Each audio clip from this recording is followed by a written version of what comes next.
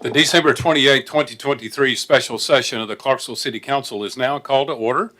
Elder Tanya Russ, Operation Restoration Ministries, and another of our outstanding city employee family will be our chaplain of the day. The Pledge of Allegiance will be led by Councilperson Shekinah. I'll invite you to stand if you wish, and Elder Russ, if you would, lead us in prayer. Let us pray. Heavenly Father, we thank you for another beautiful day. We thank you for allowing us to come together once again. Father, I pray that you'll continue to bless this city, bless our mayor, his family.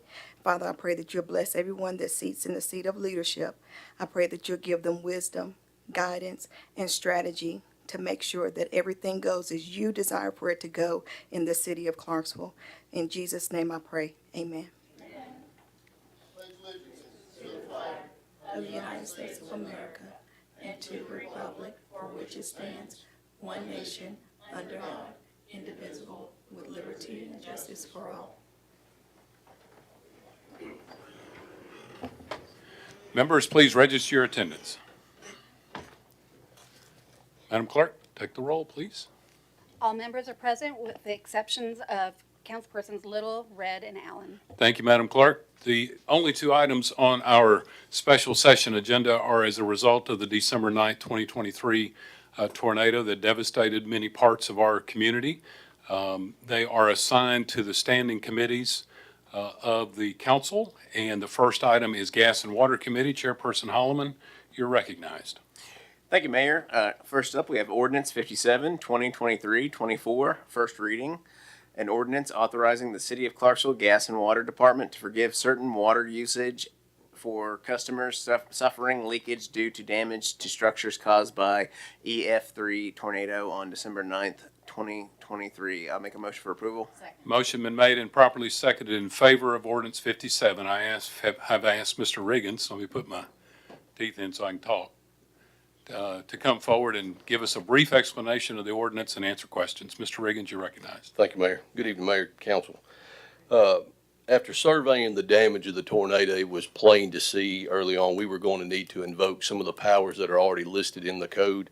Of course, thank you, Mayor. We quickly made that call and you allowed us to do that. In further assessment, again, looking at the damage and seeing that most of the structures that had severe damage throughout, as you can imagine, the water piping in those, when the pipe comes in two, when the house is either gone or severely damaged, that water is leaking. Well, so happens it's on the customer side, which means the meter is actually reading that water and charging it to the customer. The code does not allow for bill forgiveness, in that we are not asking to change the code. I do believe this is one of the things that needs to be asked on a one-time basis as you have events like this. But in this, we are basically asking for those, as the ordinance says, those who can prove they were in the path of the tornado, that we would do an average bill from the last time they were read up until the water was shut off. Anything above that, being the leakage that was caused, we would forgive that. I do just want to point out too, as far as proof of damage, we have info, very good info from the Austin Peay's GIS department that tracks that, so we have those addresses. So when the resident or business owner calls and says that address, we will check that list. If they're on that list, that's all the proof we need. If they're beyond that, we may ask for something from an insurance company, something like that beyond. But other than that, that's all we need. Happy to answer any questions. Thank you, Mr. Riggins. Any comment or question? Councilperson McLaughlin, you're recognized. Thank you, Mayor. Mr. Riggins, just a couple questions. And this will be the same for Mr. Crosby, just a general question. Do you have cost estimates, like if everybody was within that path did have a claim to get waived? Do you have an idea of the dollar amount? I do not, because it's a big difference between a partial split of a pipe, a complete split. I don't know, if my folk, like I can tell you initially, when the tornado first came through, with gas leaks, it's a little easier. Everybody smells gas. They call. We get out there immediately and shut it off. Now, those folks who were out there addressing that gas, if they saw water pouring out, they went ahead and turned the water meter off as well. It's those that we didn't see, and we may not have gotten out there, or nobody got out there till a couple of days later, something like that, where it ran. But I really, we are tracking that. I can tell you over the next, as we have in here, 60 days, I would imagine within I can have you a figure by next week of what we have up to this point, and we can do some kind of assessment based off of that. I'll try to get you the numbers I can before next Well, week. the reason I ask is, I would hope that, you all are able to file some kind of reimbursement with FEMA, and you'll need those numbers, but I was just curious, the impact, and I know several of us saw structures, that for sure nobody checked anything after they got out safely until they were allowed to go back. So I'm not against this, I just Right. am hoping that we'll have some numbers so that we have an opportunity to ask for reimbursement from FEMA if that opportunity presents itself. We certainly will. We're tracking everything right down to transfer fees waived that we would usually charge for, which of course we're not. We're tracking everything. I would rather have something and be turned down for it than have something that they would allow and me not have it. But we will have everything. Okay, that they need. thank you so much. You're very welcome. Thank you. Councilperson Lovato, you're recognized. Thank you, Mayor. I just want to clarify the process. If they are on the list, they do still need to call in to get that forgiveness, correct? Or is it Yes. automatically applied to They, them? they need to call. It needs to be initiated, and once they see the bill, I would imagine they'll call. And we'll be able to tell quickly through that as well. We'll be able to see that abnormal usage. And in some of this, we've never done this before that I know of, so there may be some. I'll have to talk to my staff. If someone doesn't call, we may try to reach out to them. Okay. We're going to figure this out, but we're going to try to make sure everybody's taken care of. And then once they call, how quickly can they see the bill to reflect their forgiveness? We'll adjust it right away. Right away? Yes, yes, ma'am. Thank you so much. You're welcome. Councilperson Smith, you're recognized. Thank you, Mayor. Mr. Regan, I see that this is only for water. What about gas? Because I know there was some gas leakages, where houses that were flattened. Right. So on the gas, for now, we don't know. Everything on the water, we know it was behind the meter. On the gas, we don't know that. We know on the gas, we responded rather immediately. And I've thought about this after this. What I plan to do is look and see what the effect is on gas. And of course, gas is a different beast because we pay for gas where the water we treat ourselves. But if it looks like the same type of scenario where we need to do something, I'll simply come back with a gas ordinance as well. But I don't have those numbers. And again, it's so different. It may be a gas leak where the meter came loose. As you can imagine, some gas meters will never recover. Well, that gas leak is on our side. It wasn't billed to begin with. So I would be eating that gas anyway. But again, that's our plan, is to check that out. If we see that becomes an issue, I'll just come back with another ordinance. Okay, thank you. You're welcome. Councilperson Streetman, you're recognized. Thank you, sir. Mr. Riggins, something I thought about in regard to, you have individuals that are set up to automatically draft their payment. And as was mentioned, they would initiate the process. They may not, with everything they have to think of, may not think about that until after it's already drafted out of their account. Right. Would that be something to where if they initiated the process that they would be able to get not necessarily just a credit, because depending on the situation, a credit might not be something that would be advantageous to them. Could they actually get a refund issued back to them? Right. Yes, we would give them the option of, would they rather have the credit? Would they want it refunded back? The good thing about the way the code is structured now already, any kind of fees, late fee, let's say the bank didn't process it because it was insufficient funds, we can waive all those fees already. This just strengthens that up, but we'll work with the customers on all of that. Thank you, sir. You're welcome. Thank you. Any other questions? Hearing none, seeing none, are you ready to vote? All members, please cast your vote. Every member voted. Any member wish to change their vote? Madam Clerk, please take the vote. 10 yes, 1 no, 0 abstain. Ordinance 57 passes first reading. Thank you. Next item is the Public Safety Committee. Chairperson Red, we've assigned those to the standing committees, and I'll come to you for the reading of the ordinance and a motion. You're recognized. Okay, 1 second. Can we come back to me later? I can come back to you. I'll go ahead and read it in your stead. How's Okay, that? thank Ordinance 62, 2023-24, an ordinance authorizing the City of Clarksville Building Codes Department to waive permit fees for customers suffering a total loss or damage to structures caused by the EF3 tornado on December 9th, 2023. I'll entertain a motion in a second. Motion been made and properly seconded in favor of ordinance 62. Mr. Crosby, Justin Crosby, Director of Building Codes Department, I've asked him to come and give us a brief explanation. Mr. Crosby, you're recognized. Thank you, Mayor, Council.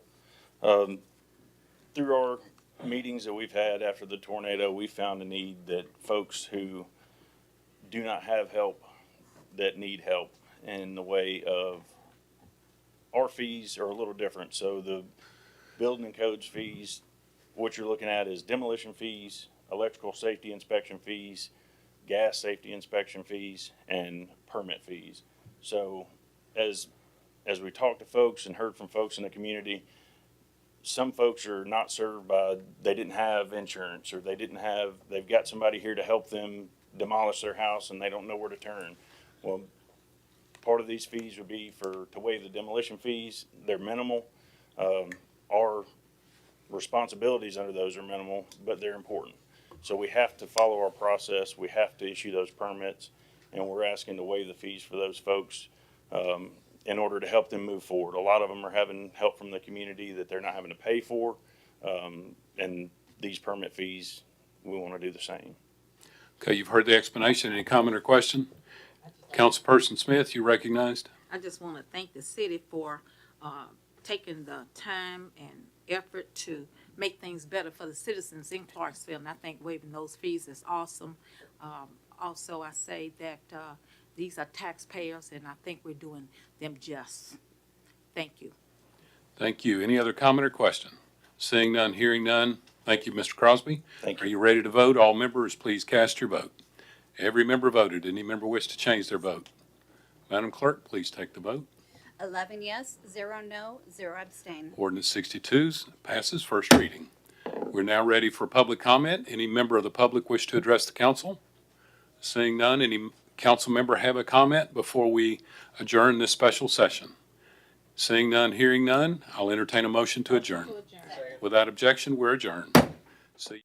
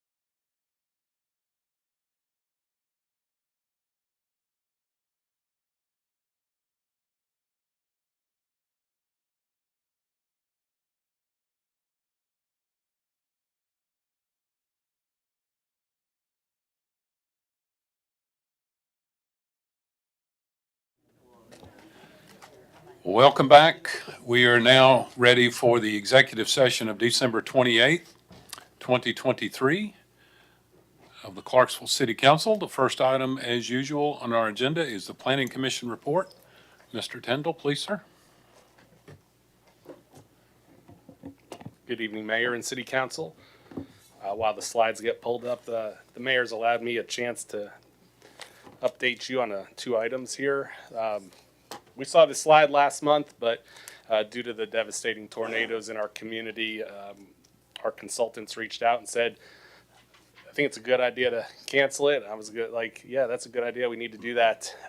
They just kind of beat us to the punch. So we have moved all these dates to January. So we slid everything 1 month for our open houses. This was a good opportunity too, because it let us work with the consultants on getting that document just a little bit better every time we look at it. Location has changed from the last time we talked about it, as have the dates. So we will be at the library on Pageant Lane, 350 Pageant Lane. And the dates are going to be Tuesday, January 23rd from 5:30 p.m. to 7:30 p.m. And Wednesday, January 24th, 10 to noon. And Saturday, the 27th, 10 to noon. Again, we'll get you out this flyer as well.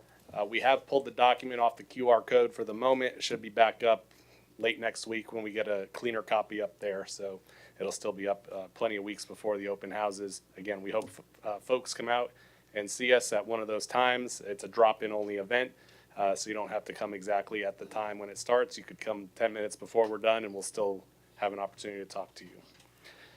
The other thing I want to let the mayor and the city council know is we're tracking the damage in the area, especially around Evans Road and Britton Springs Road, which was heavily damaged with the tornadoes. The Planning Commission this past month initiated 2 zoning changes, one for the county and one for the city. Evans Road is about the line between the city and the county out there. And we're going to look at ways and hopefully expedite this in a month or two to allow the residents there, especially properties that were zoned for mobile homes only, to hopefully build stick homes back if they want to.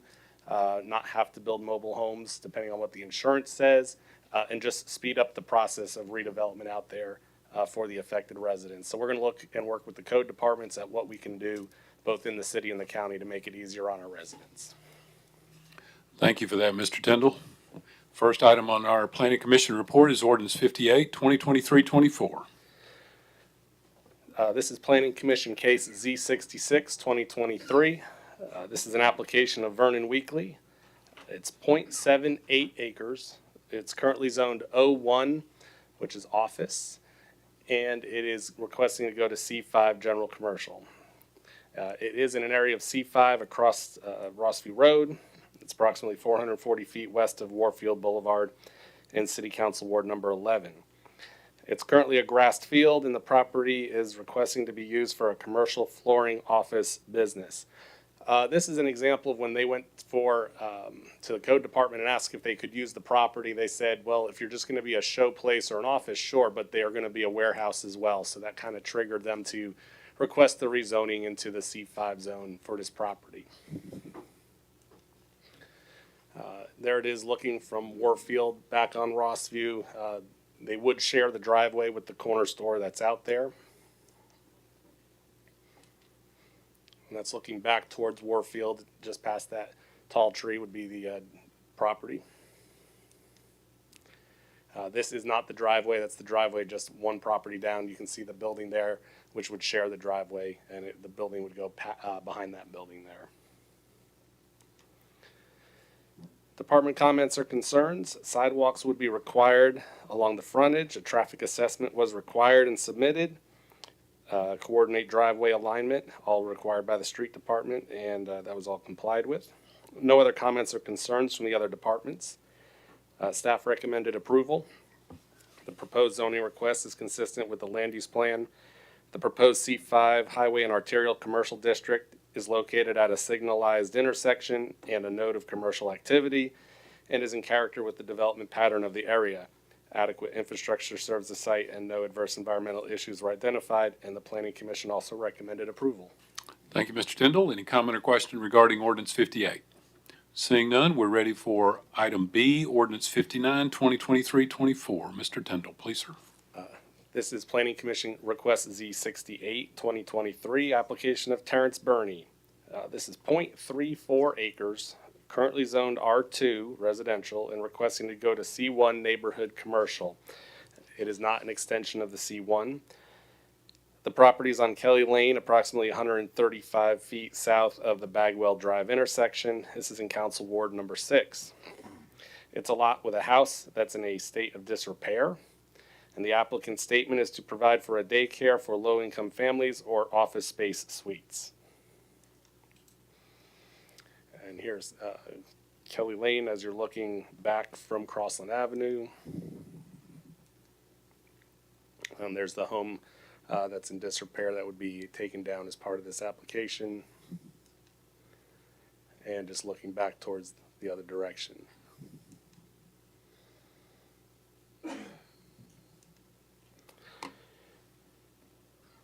Comments and concerns from the other departments. The street department has said sidewalks would be required along the frontage. No other comments or concerns listed from any other departments.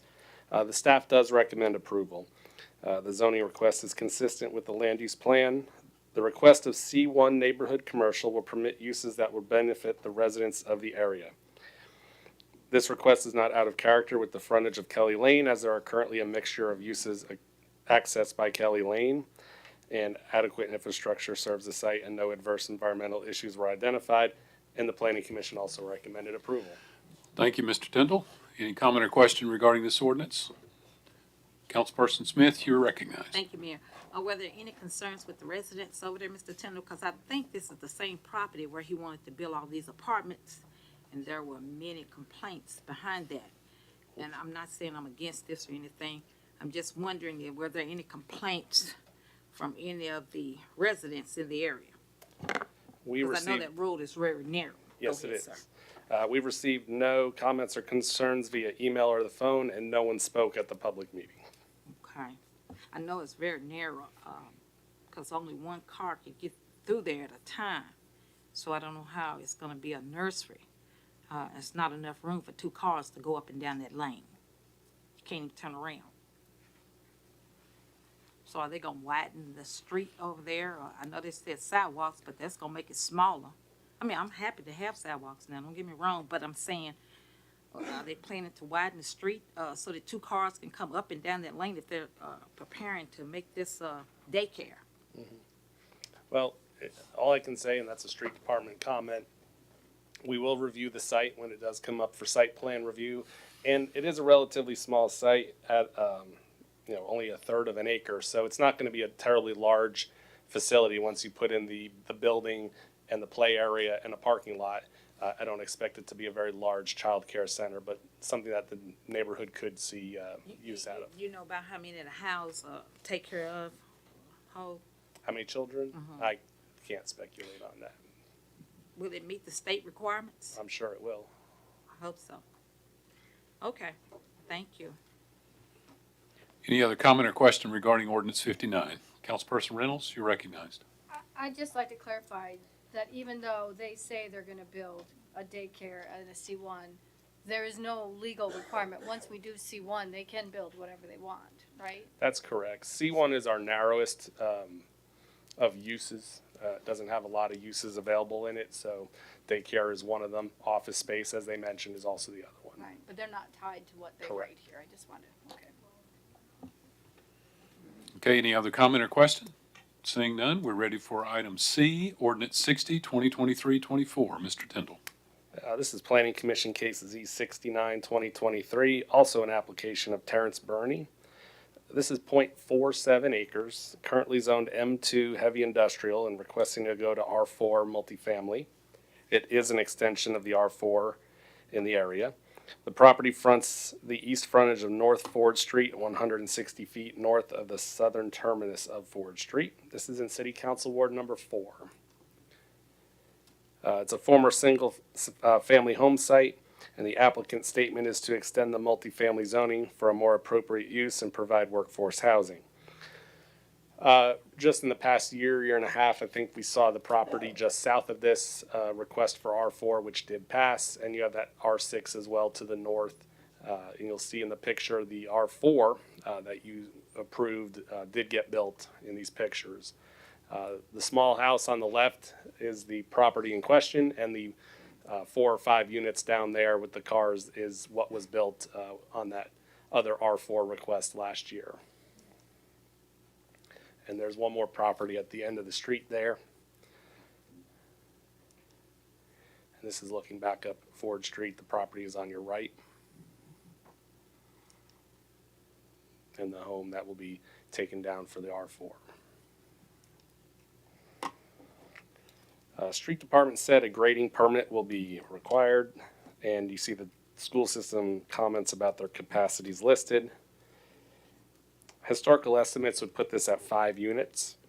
Staff does recommend approval. The proposed request is consistent with the land use plan. The proposed R4 multifamily district is an extension of the established R4 district to the northwest and south, and the parcel has little development potential under the current M2 standards. So R4 is a more appropriate classification. Planning Commission also recommended approval. Thank you, Mr. Tyndall. Councilperson Reynolds, you're recognized. I made the same point at the when we approved the R4. We are going closer and closer to the quarry, building up to the edge of the quarry, and those roads back there, if you drive them, are very narrow. And we are infilling piece by piece and putting additional cars on very narrow roads with really no plan to improve the roads, right? I mean, there is no overarching plan to go anywhere in that. So M2, that close to the quarry, I think it should stay as M2. I think much of it. If you look at that R4 piece in the back, I mean, half of it's in the quarry hole. So I just think that some places just should not be infilled, and this is one of them that I think should just be left as M2 and as empty property if the quarry's not going to use it. So but also the roads are very narrow. Any other comment or question regarding this ordinance? Seeing none, we're now ready for item D, ordinance 61, 2023-24. Mr. Tyndall. This is Planning Commission case Z71, 2023, application of JDM Holdings LLC. Marty Darnell is the agent. It is 1.3 acres, currently zoned RM1, which is a mobile home district, and requesting to go to R4, and it is an extension of the R4. The property fronts Evans Road, approximately 60 feet south of Evans Road and Shaw Drive intersection. This is in Council Ward number 3. It's a former single-family mobile home site with varying moderate and steep topography, and the applicant's statement is to remove the split zoning in order to develop small multifamily community. A little hard to see the orange from the red out there. The darkest red is a mobile home only district, and then the orange is the R4 district. This property is actually a portion of 2 properties, some that already has R4 on it, some that has RM1, and they're looking to put both properties under R4 completely. The amount of the request is 1.3 acres. The property is about 4 acres total. We had it at the Planning Commission meeting, but this area was hit just north of this property, more up towards, just left me, 2 streets north of this. It was extremely devastated where the tornado went right over it. This property didn't sustain any damage. In fact, our sign was still out on the property. We had another zoning case around the corner on Britton Springs Road. The sign was lost. Mailboxes aren't there. We actually deferred that case at the Planning Commission. We felt this case didn't need to be deferred due to the devastation was a little more, about 500-600 feet to the north of this property, and there were no comments prior to that out there. And we did, like I said, we have deferred a few other cases that were in the area just to allow for that extra month of public hearing and getting the public aware of what's going on other parts of that street out there. Let's see, this is leaving the 101st, 374 to your back. The property is down there at the bottom of the hill. And there is the property in question.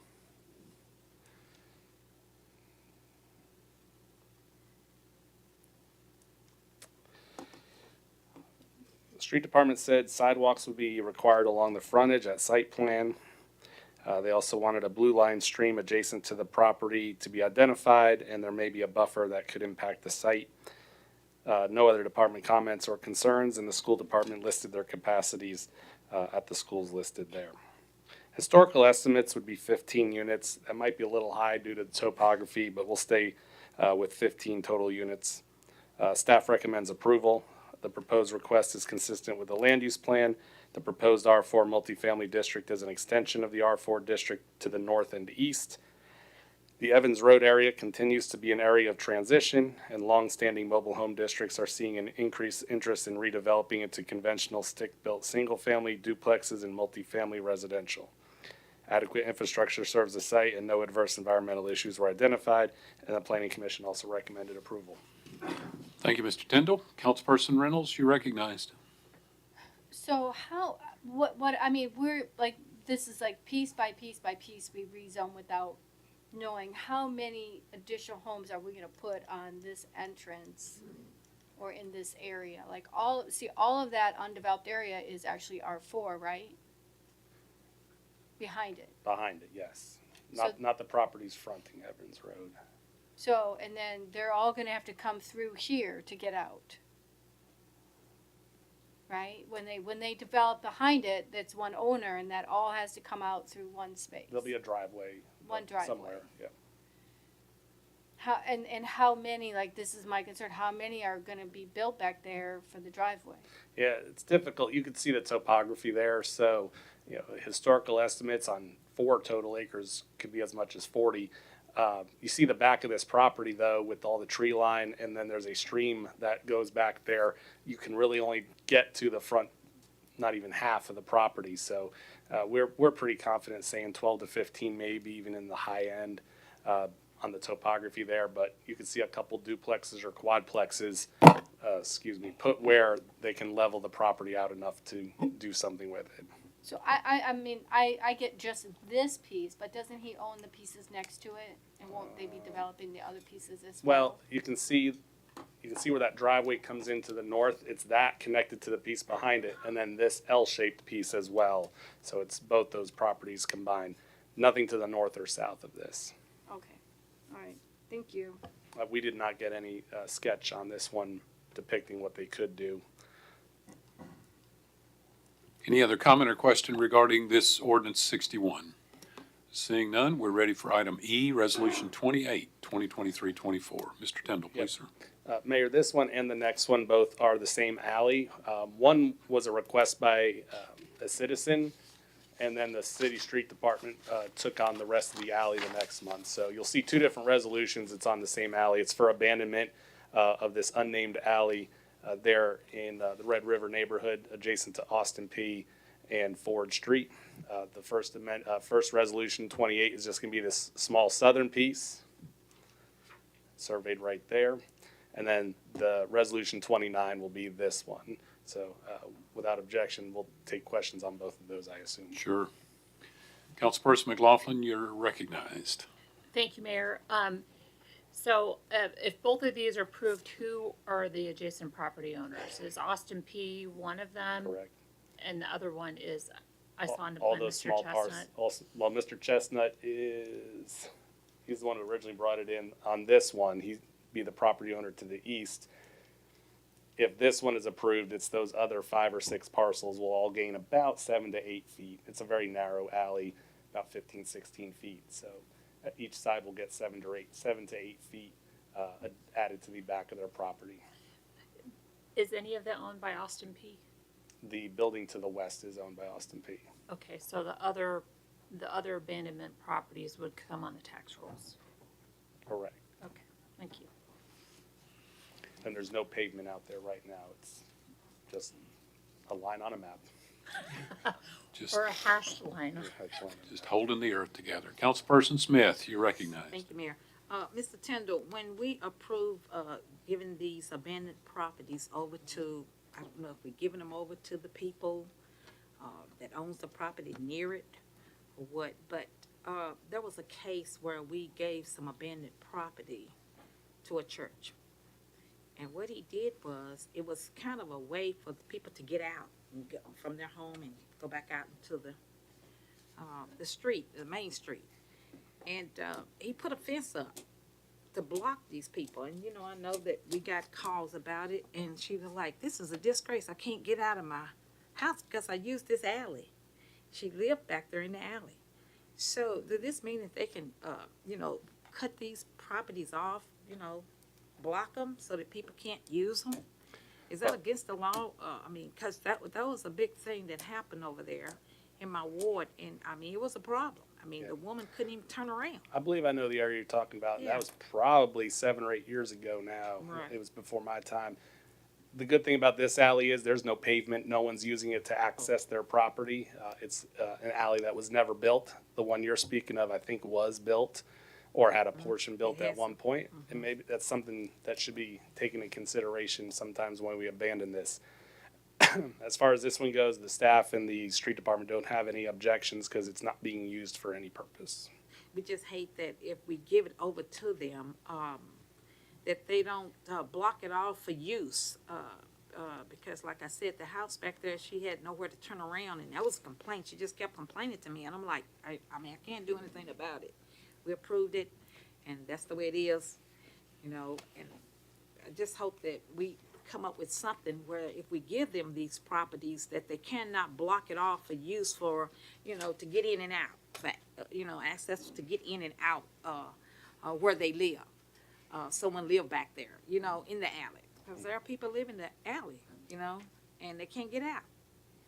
If this was one of those cases, I think we would have brought back a different response. Yeah, we need to but make sure we do, no, some- this- you know, this to is make not sure, a built because alley. that has been a problem, serious problem. Thank you. Gotcha. Any other comment or question regarding resolutions 28 and 29? Seeing none. Mr. Tindall, we're ready for items G and H, or G anyway. Resolution 30. Yes, Mayor. This marked a record year for annexations, with the fifth annexation sneaking in here in December. This is an annexation of three properties actually. One's just a sliver of property, but 2 are owned by the city and 1 is owned by the county. The city parcels house both CPD and CFR stations out there on International Boulevard, and Montgomery County EMS is on the county parcel to the south, which touches the recently annexed portions of property that the IDB brought in several months ago. As you can imagine, with no residents and having the emergency services there were no comments of note from the plan of service. The only thing to call your attention to is that CDE will have to pay back CEMC over several years for any lost revenue over that time, and extend electrical services up to these properties instead of CEMC.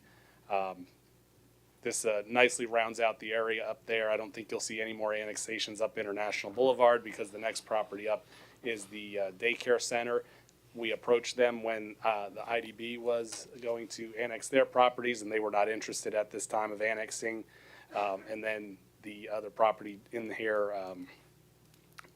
formerly known as Ajero, is under IDB control with a bank, and that was going to be hard to get a bank to agree to that at this moment, but that might be the only other property you see up here at the moment. So getting the city services into the city, and you know, this won't affect the tax rolls at all. It's already untaxed properties, and I'll be happy to answer any other questions. Thank you, Mr. Tindall. Any questions about Resolution 30 and 31? Councilperson McLaughlin, you're recognized. Thank you, Mayor. Mr. Tindall, was there any supporting documentation from CDE about how that could affect their budget with the payback that you mentioned? Yes, in the plan of service, they estimate $175,000 and change to run the labor, materials, and the electric lines up from their new substation that is being constructed out there to these properties. And then they estimate that the 10-year payback around $80,000 paid over 10 years to CEMC. Thank you. Councilperson Reynolds, you're recognized. I guess I missed the meeting. So my question is, why? Why don't we just leave them out there? Why do we want to bring them in and pay that back? why do we want to change what's happening?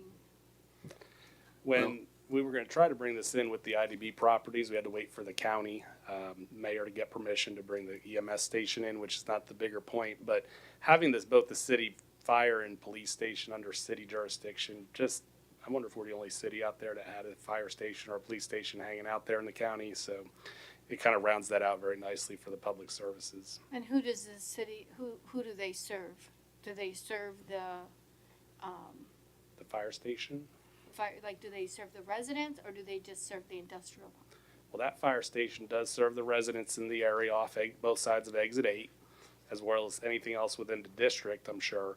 But part of the interlocal agreement that they have with the IDB, they would serve certain properties in the industrial park. That's why the fire station was put out there probably 25 years ago.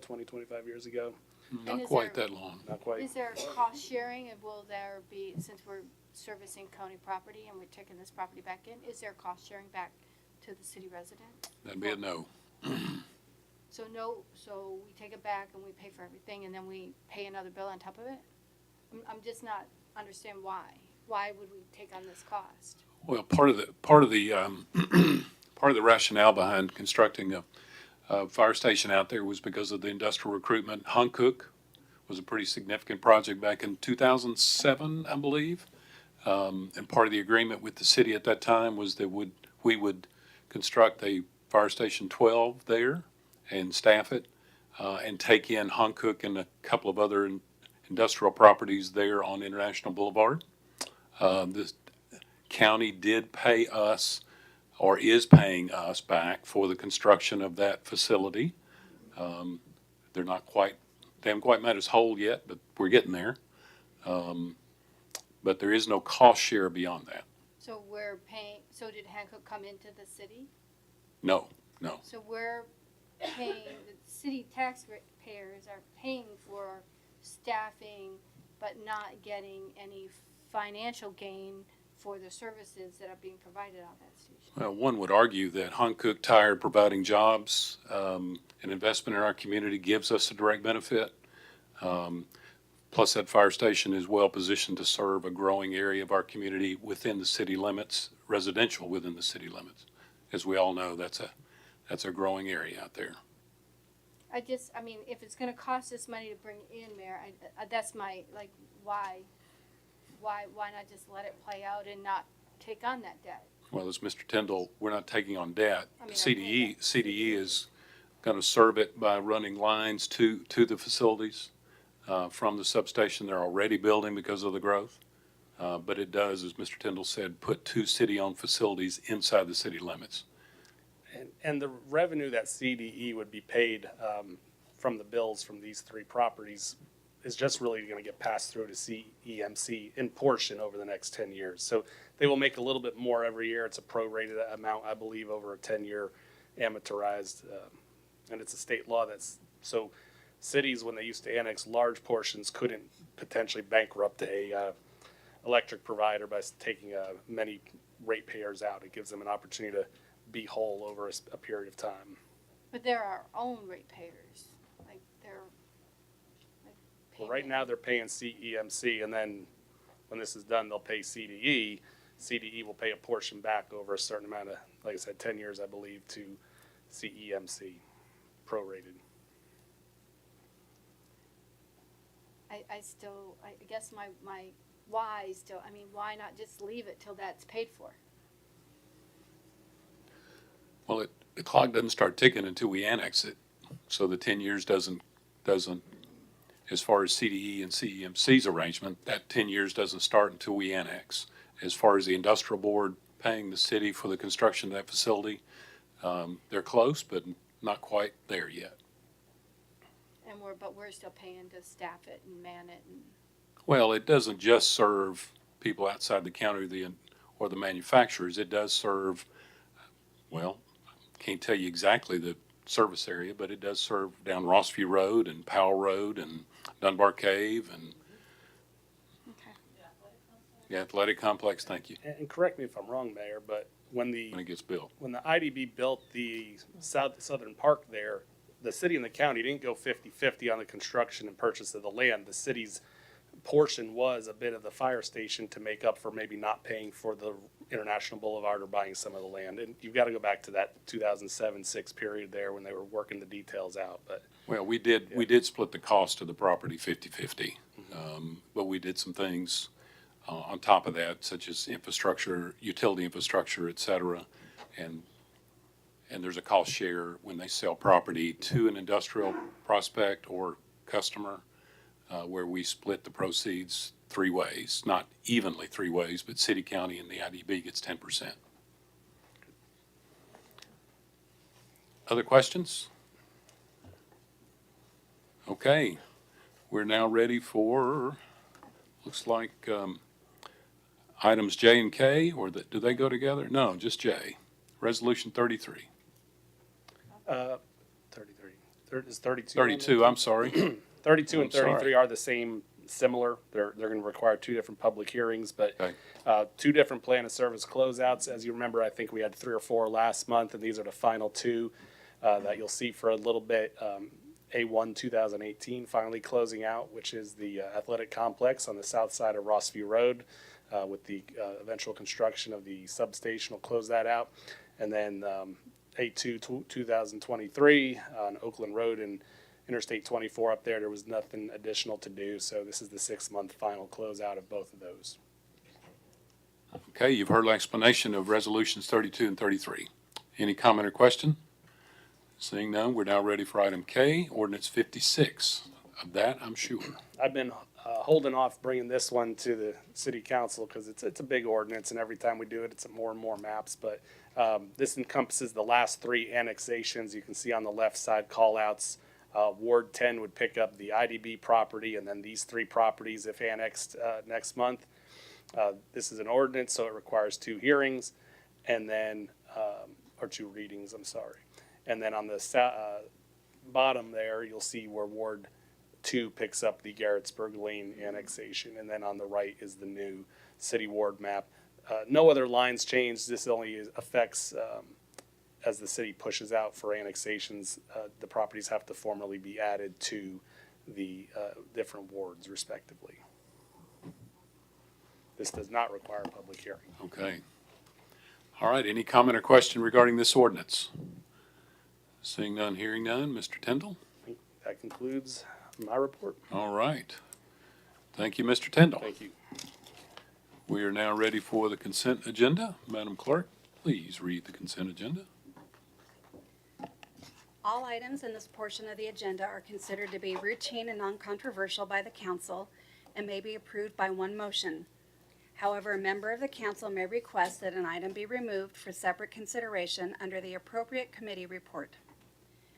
Ordinance 35, 2023-24, second reading, an ordinance amending the official code, Title 10, Offenses Miscellaneous, Chapter 3, Anti-Noise Regulations pertaining to economic development and entertainment complexes. Ordinance 41, 2023-24, second reading, amending the zoning ordinance and map of the city of Clarksville, application of Mary Lou Persinger, Burt Singletary agent, for zone change on property located on a tract of land located at the northeast corner of Tiny Town Road and Allen Road, intersection from AG Agricultural District to R2A Single Family Residential District, and C5 Highway and Arterial Commercial District, and C2 General Commercial District. Ordinance 42, 2023-24, second reading, amending the zoning ordinance and map of the city of Clarksville, application of McGregor Holloman, John Mark Holloman, agent, for zone change on a parcel of land located east of the Spring Street and Beaumont Street intersection from M1 Light Industrial District to CBD Central Business District. Ordinance 43, 2023-24, second reading, amending the zoning ordinance and map of the city of Clarksville, application of Jeffrey Robinson, Cody Dahl agent, for zone change on property located on a parcel of land fronting on the south frontage of Hickory Heights, 310 plus or minus feet west of the Hickory Heights and Walnut Drive intersection from AG Agricultural District and R2 Single Family Residential District to R2A Single Family Residential District. Ordinance 45, 2023-24, second reading, amending the zoning ordinance and map of the city of Clarksville, application of Eubank LLC, Johnny Piper agent, for zone change on property located on a tract of land fronting on the south frontage of Eubank Drive, 700 plus or minus feet west of the Eubank Drive and Innovation Way intersection, from N2 General Industrial District to M1 Light Industrial District. Ordinance 49, 2023-24, second reading, amending the zoning ordinance and map of the city of Clarksville, application of J&N Enterprises for zone change on property located on a portion of the tract of land located north of Tiny Town Road, east of Anderson Drive and west of Egret Drive and Sandpiper Drive, from R2 Single Family Residential District and R2D 2 Family Residential District to C2 General Commercial District and C5 Highway and Arterial Commercial District. Ordinance 57, 2023-24, second reading, an ordinance authorizing the City of Clarksville Gas and Water Department to forgive certain water usage for customers suffering leakage due to damage to structures caused by the EF3 tornado on December 9, 2023. Ordinance 62, 2023-24, second reading, an ordinance authorizing the City of Clarksville Building and Codes Department to waive permit fees for customers suffering a total loss or damage to structures caused by the EF3 tornado on December 9, 2023. Resolution 34, 2023-24, a resolution approving appointments to the Museum Board and Tree Board, and the adoption of minutes from December 7th. Thank you, Madam Clerk. Any comment or question regarding the consent agenda? Seeing none, we're now ready for the Finance Committee report. Madam Chair, without objection, I'd like to ask you to take up item F first. Mr. William Scoggin, the owner of that property, is in the audience, and so I'd like to address that first. As riveting as our discussion is usually, I don't want to cost Mr. Scoggin any more time than necessary. So without objection, Chairperson Streetman. Thank you, Mayor. Ordinance 54, 2023-24, first reading, an ordinance authorizing the mayor through the city attorney or his designee to conduct negotiations and to enter into an agreement for purchase of the property at 1600 Needmore Road for the purpose of road realignment and a park complex. Finance and Parks and Recreation Committees both voted in favor of approval. Thank you, Chairperson Streetman. David Smith is going to do a quick presentation that both committees have already seen, and then I think we're going to call on, without objection, Mr. Scoggin to come up and just provide further commentary. So, Mr. Smith, you're recognized on this ordinance. Absolutely, thank you. Okay, let me familiarize myself with the clicker briefly. Okay, very good. Sorry, I'll press the wrong button and back it out. So this is the Hazelwood Recreation Complex concept, and we'll walk through. For those of you that have seen this, I apologize. We've been through a couple of committees, so bear with me. So what is this? This is the property where most of us are familiar with. This is the Speedway property. It doesn't look like this at this point. This is a concept with some of the recreational facilities that could be located at this site. There's a lot here. It is an 83-acre complex. Walk through some of these things. Obviously, this gives us the opportunity to widen Boy Scout Road. We won't focus on a lot of that tonight. For the street department's interest, the ability to widen Needmore Road, and we'll walk through those two different options.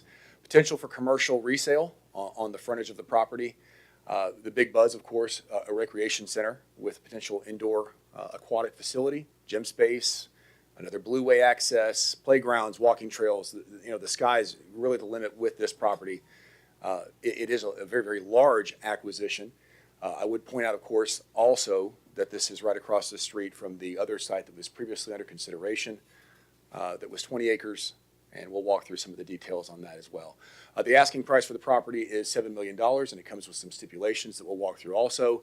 The appraisal came back at $3.6 million as currently zoned, and that's an ag zone, and as you've seen from Mr. Tyndall's descriptions, some of those are valued far less than the residentials are for multifamily and some of the commercial spectrums.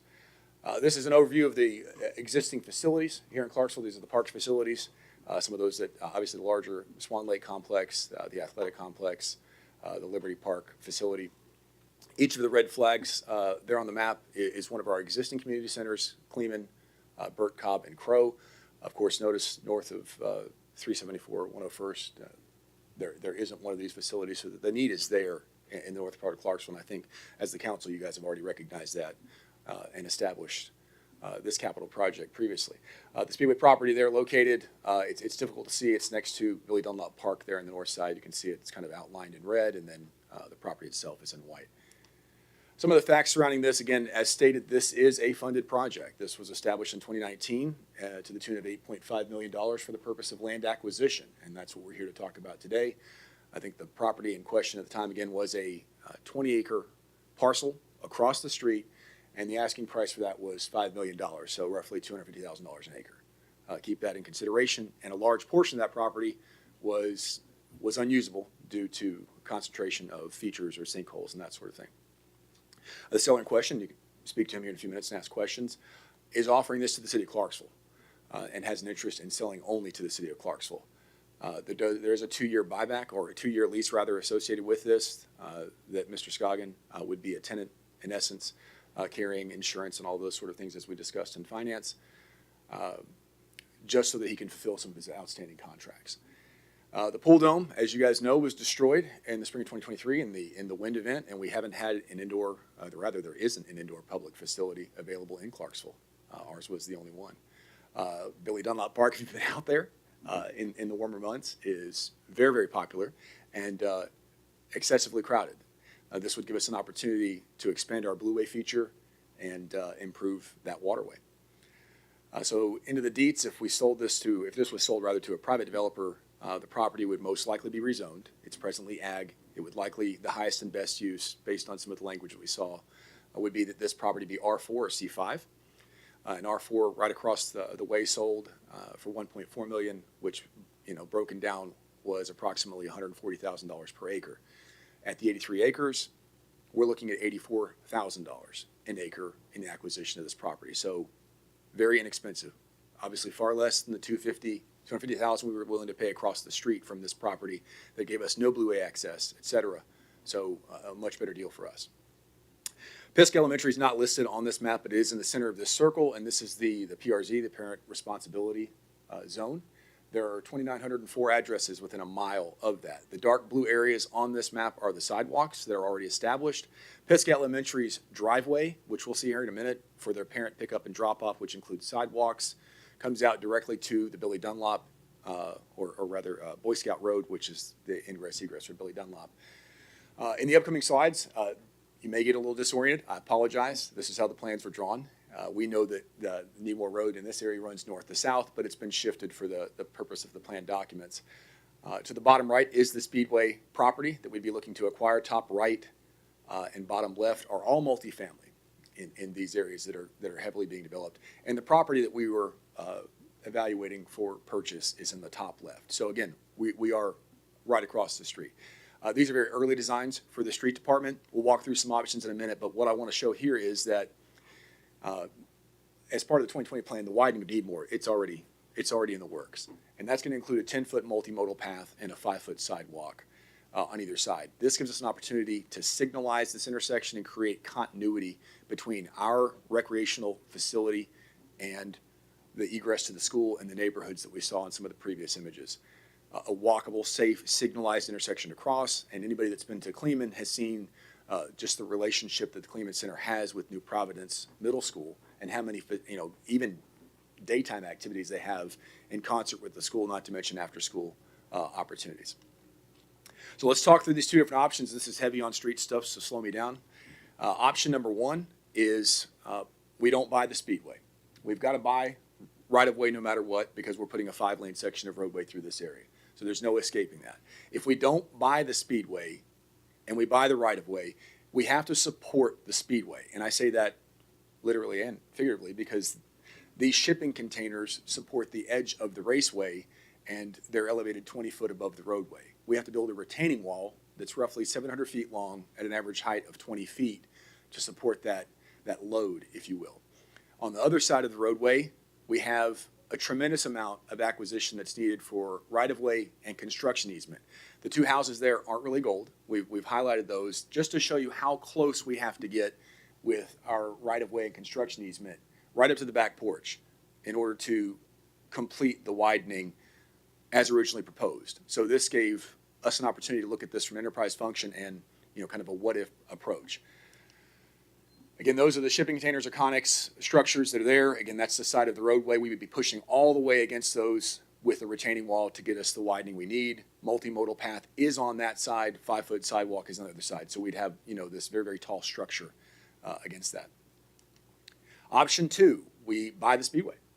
We can completely shift the roadway. The two houses, I mentioned that really quick, they're not gold on this slide, but the two houses that were previously gold they're still in the bottom right. You can see just how far we can shift the roadway away from the residents that live in the area, and we simply don't need the right-of-way. One really attractive feature of this allows us to shift the traffic pattern from the new roadway, demolish the old roadway, and then come back with this 5-lane section without interruption, because we just have that much real estate to do it. Again, area in red is right-of-way, construction easement, and so on. And you can see kind of vaguely there the 10-foot multimodal path to the top and the 5-foot sidewalk to the bottom. Some of the nuts and bolts, left to right. Option 1, of course, is without the speedway acquisition. We've got some land acquisition cost even without the speedway because we have to buy the right-of-way for the wall. We've got the cost of a retaining wall. Design, geotechnical work, a total cost there, approaching $4 million. We've got to get the right-of-way, as stated, but we don't gain anything other than the roadway, which, obviously we have an interest in. It's part of the 2020 plan, and from a street department perspective, that's kind of our focus. But in an enterprise mind, option 2 with the speedway is a win-win for the city, for parks, for everyone. There is a higher land acquisition cost. There is a minor redesign involved with this, but we pick up 83 acres. And obviously we gain the amenities. One thing that's pretty critical here that I want to point out: if we design the roadway and 2 years from now we decide, or 3 years from now, we decide to buy the speedway, the retaining wall is probably going to be torn down. So that's $3 million of tax dollars that are a wash if we don't buy the speedway at this time. Further, as to the lease agreement, the 2 years, we won't be ready in design and right-of-way acquisition to put a shovel in the ground inside of 2 years anyway. So this really fits everyone's schedule. And there you have with the bottom line. We can spend $4 million and widen the road, or we can spend $7 million widen the road and have an athletic complex. So lots of cost-saving features there. And again, Mr. Scoggins here to answer any questions. But first, we have questions for you, Councilperson Streetman. Thank you, Mayor. First, I want to start off by saying, Mr. Smith, thank you so much for the presentation that you gave tonight, as well as for the Finance Committee. I'm in agreement with you that this is a win-win situation for us. I'm excited with the opportunity that we have, especially even thinking about the fact of having to take less from the individuals that are living across there, the ease of being able to facilitate the traffic during the construction, all of this. Just the financial side of all of it, to me, makes excellent sense. And again, I appreciate everything you put into this presentation to be able to show us option 1 versus option 2. And I know Mr. Scoggins going to speak, but one thing that I want to go ahead and say, so I'm not zinging in twice here.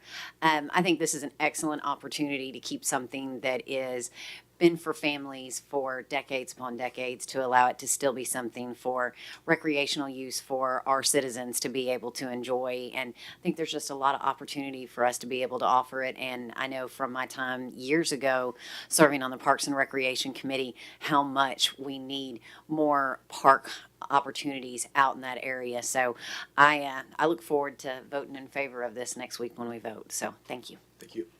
Thank you, Councilperson Reynolds. You're recognized. I have a question.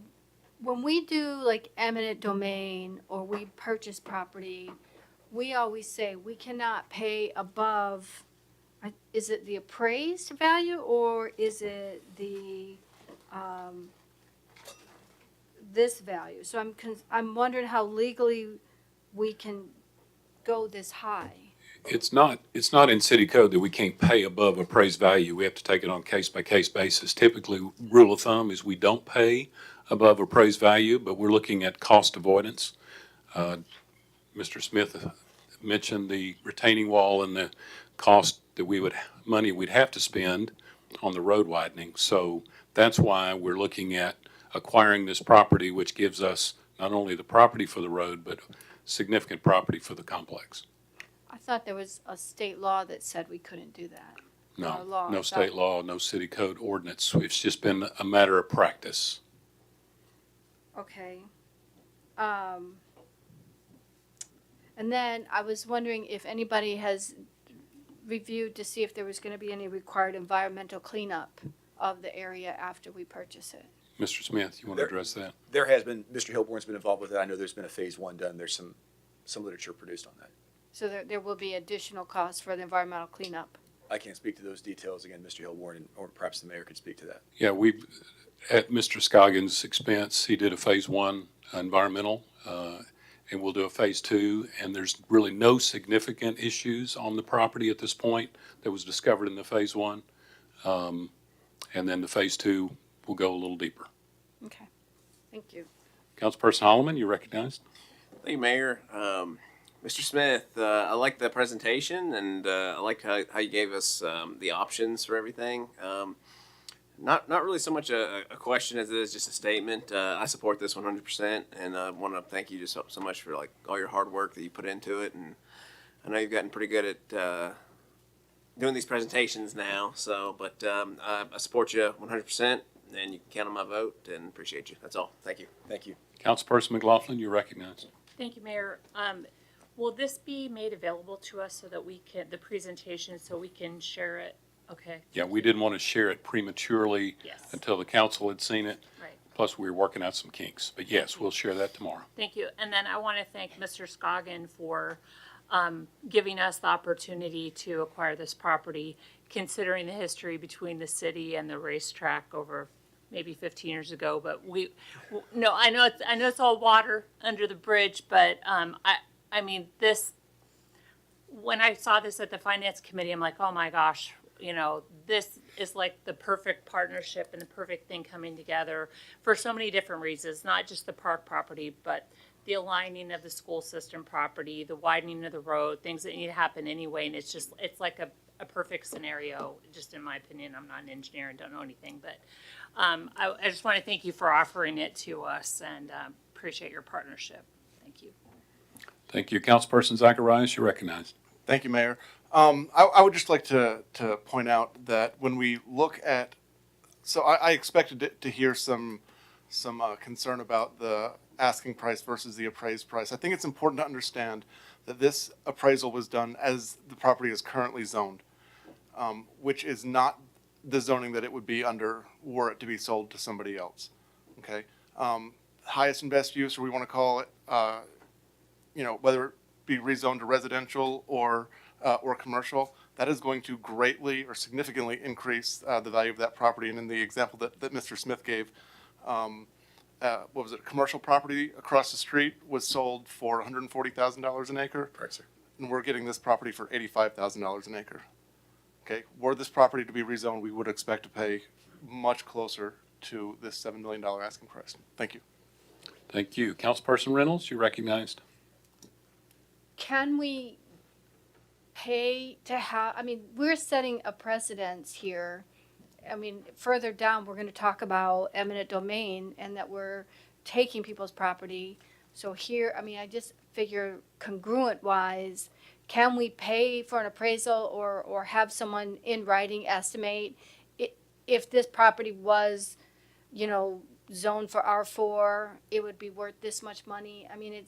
We have to, I think, in writing have a defense for future, because I think otherwise residents will come back and say, well, look what you paid for that, and now you're not paying me for mine. I just see, I understand what you're saying. I just want to be clear. I'm just concerned for the precedents that we're setting here for this property compared to, again, just for a couple issues down, we're not going to have that conversation with our residents when we take their property. Well, I can tell you, an appraiser will go out and do comparable sales, as you know. Yes. And we've highlighted those in the presentation, that property adjacent to that, if it were zoned commercial or R4 high-density residential, we would be paying probably 80% more per acre than what we're paying for it under current, as it's currently appraised.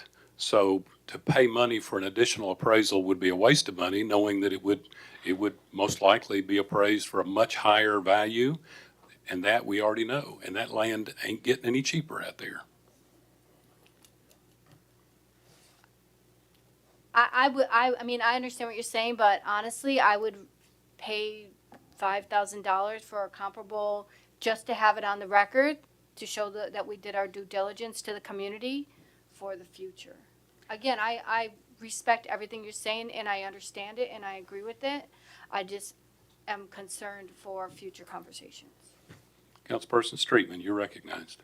Thank you, Mayor. I do want to just kind of add a little bit to that. We're actually not setting the precedents here. This is not the first time that I've heard the highest and best use for the property. I've heard this multiple times, even with state projects where they were building large roads and going to be going through areas of undeveloped land. And I mean, it was stated then that the state was going to be paying, the highest and best use for that property. I know some people would look to rezone it for that purpose. So I know this isn't anything new that we're doing here. I still think, as we said, we have to look at the cost savings that are associated with it. And you also have to take into consideration, there's also a business that's operating there that's not going to be operating. But to me, the savings that you're getting and the gain that you're getting, and I agree, we've already seen exactly what the R4 property went across the street. So there's also the benefit that I mean, I really hate saying this, but the benefit to the citizens that are living in the area.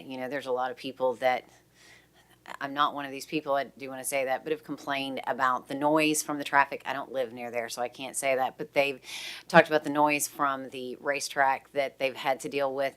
This is something that if there's not a racetrack there anymore after 2 years, then they're not going to be subject to. So there's substantial benefits that we have here. Again, also taking into consideration, as I mentioned earlier, not having to take as much of the people that live across the street. Everything that you proposed to us, I think there's a value there for it. Councilperson McLaughlin. Thank you. Mr. Smith, so under the plan where we would have to, if we weren't looking at the racetrack property, the two houses that were highlighted in gold, we would potentially look at having to buy those homes, correct? Yes and no. These are 30% plans. They are very early on, and it might require that depending on the area of disturbance. But the very early images suggest that at least a portion of that would be a construction easement, which would be a temporary easement, but we would have disturbance in those yards of, equipment and material and, disturbance of the soil, at least to that point. You can see, you get right to the foundation or adjacent to the foundation of the home and you've got disturbance, you might have to acquire. It's possible. So under the option that we're being presented, we wouldn't have to disturb somebody's residence. No, same picture or same two homes in the bottom right. You can just see how far away we are. Thank you. Absolutely. Thank you. Any other questions, Lance? I know you're, jump up there, please. So I'll come to you in a minute. there is absolutely no substantive legal limitation or prohibition on you taking this action. The charter provides the city may purchase land. Only limitation is has to be done by ordinance and not resolution. City Code Section 6-102 provides the provisions regarding purchases, and subsection G provides for the exemptions from the competitive procurement process, and subsection 5 specifically pertains to the purchases of real property, and subsection E of that subsection 5 says this: the requirements of this subsection may be suspended, and the city council may authorize the purchase of real property in excess of the amount reported pursuant to paragraph A above. And that's the A above is the part that says you got to report what the appraised amount is. It says the real property in excess of the amount reported pursuant to A above, upon the finding of public necessity and 2/3 affirmative vote of the city council to take such action. So the only hurdles or hoops you got to jump through, if you want to call it that, is it has to be a 2/3 vote and there has to be a finding of public necessity. I will double check the ordinance to make sure it has the correct language. Obviously, road widening is a public necessity and serves the purpose of public safety. And the park and community center would serve the public necessities of public health and welfare. Thank you, Mr. Baker. Councilperson Reynolds, you're recognized. So we have to pass this with a 2/3 vote. To Be nine open, of us. what, I'm sorry? That'd be 9 of us. Okay. Okay. Mr. Scoggin, you've been a very patient man for the last 4 years and for the last 30 minutes. It's okay. If you would, please. Sound like to me I left money on the table. Well, you didn't hear any of that. No, here's where she's. I could have rezoned this because I am paying commercial taxes now. I just choose not to do that. So technically, you are buying a commercial piece of property as a agricultural price. I could have come a long time ago. I've owned it 22, 23 years. I could have rezoned it and been with what I've been paying, but I didn't. So you are getting the value. And I told Mr. Pitts when I met him, I know racing ain't gonna last forever. I understand that, but we still need a place to do fairs, circuses, stuff that the community needs to do. That was my biggest. I got a Christmas light show. I got $1 million in lights. I got to do something with that. I told him I did not have a problem. I did not want to sell it for houses. I wanted to help the city out. We, as a group, have to come together to make Clarksvillians. We don't have anything to do in this town much. We still need to have a place to do that. So my main goal with him when we started talking about this is, I'll be more than happy to do this, but we need a place to do the fairs, the circuses, the stuff for people to come and do. So as we go through this, I want everybody to keep in mind, we still need a place to do that. We're just not going to have the racing. And you're going to make a lot of people mad about this, or I am, and I've been trying to keep that down. That's why we didn't want to let this out on everybody, because my base is going to be pissed when this happens, and there's nothing I can do about it. But I am getting older, and I do work 8 days a week. You may not be able to figure that, but I do. I got so much work to do now, it ain't funny, but that is one thing. But I'll let y'all answer any questions you got.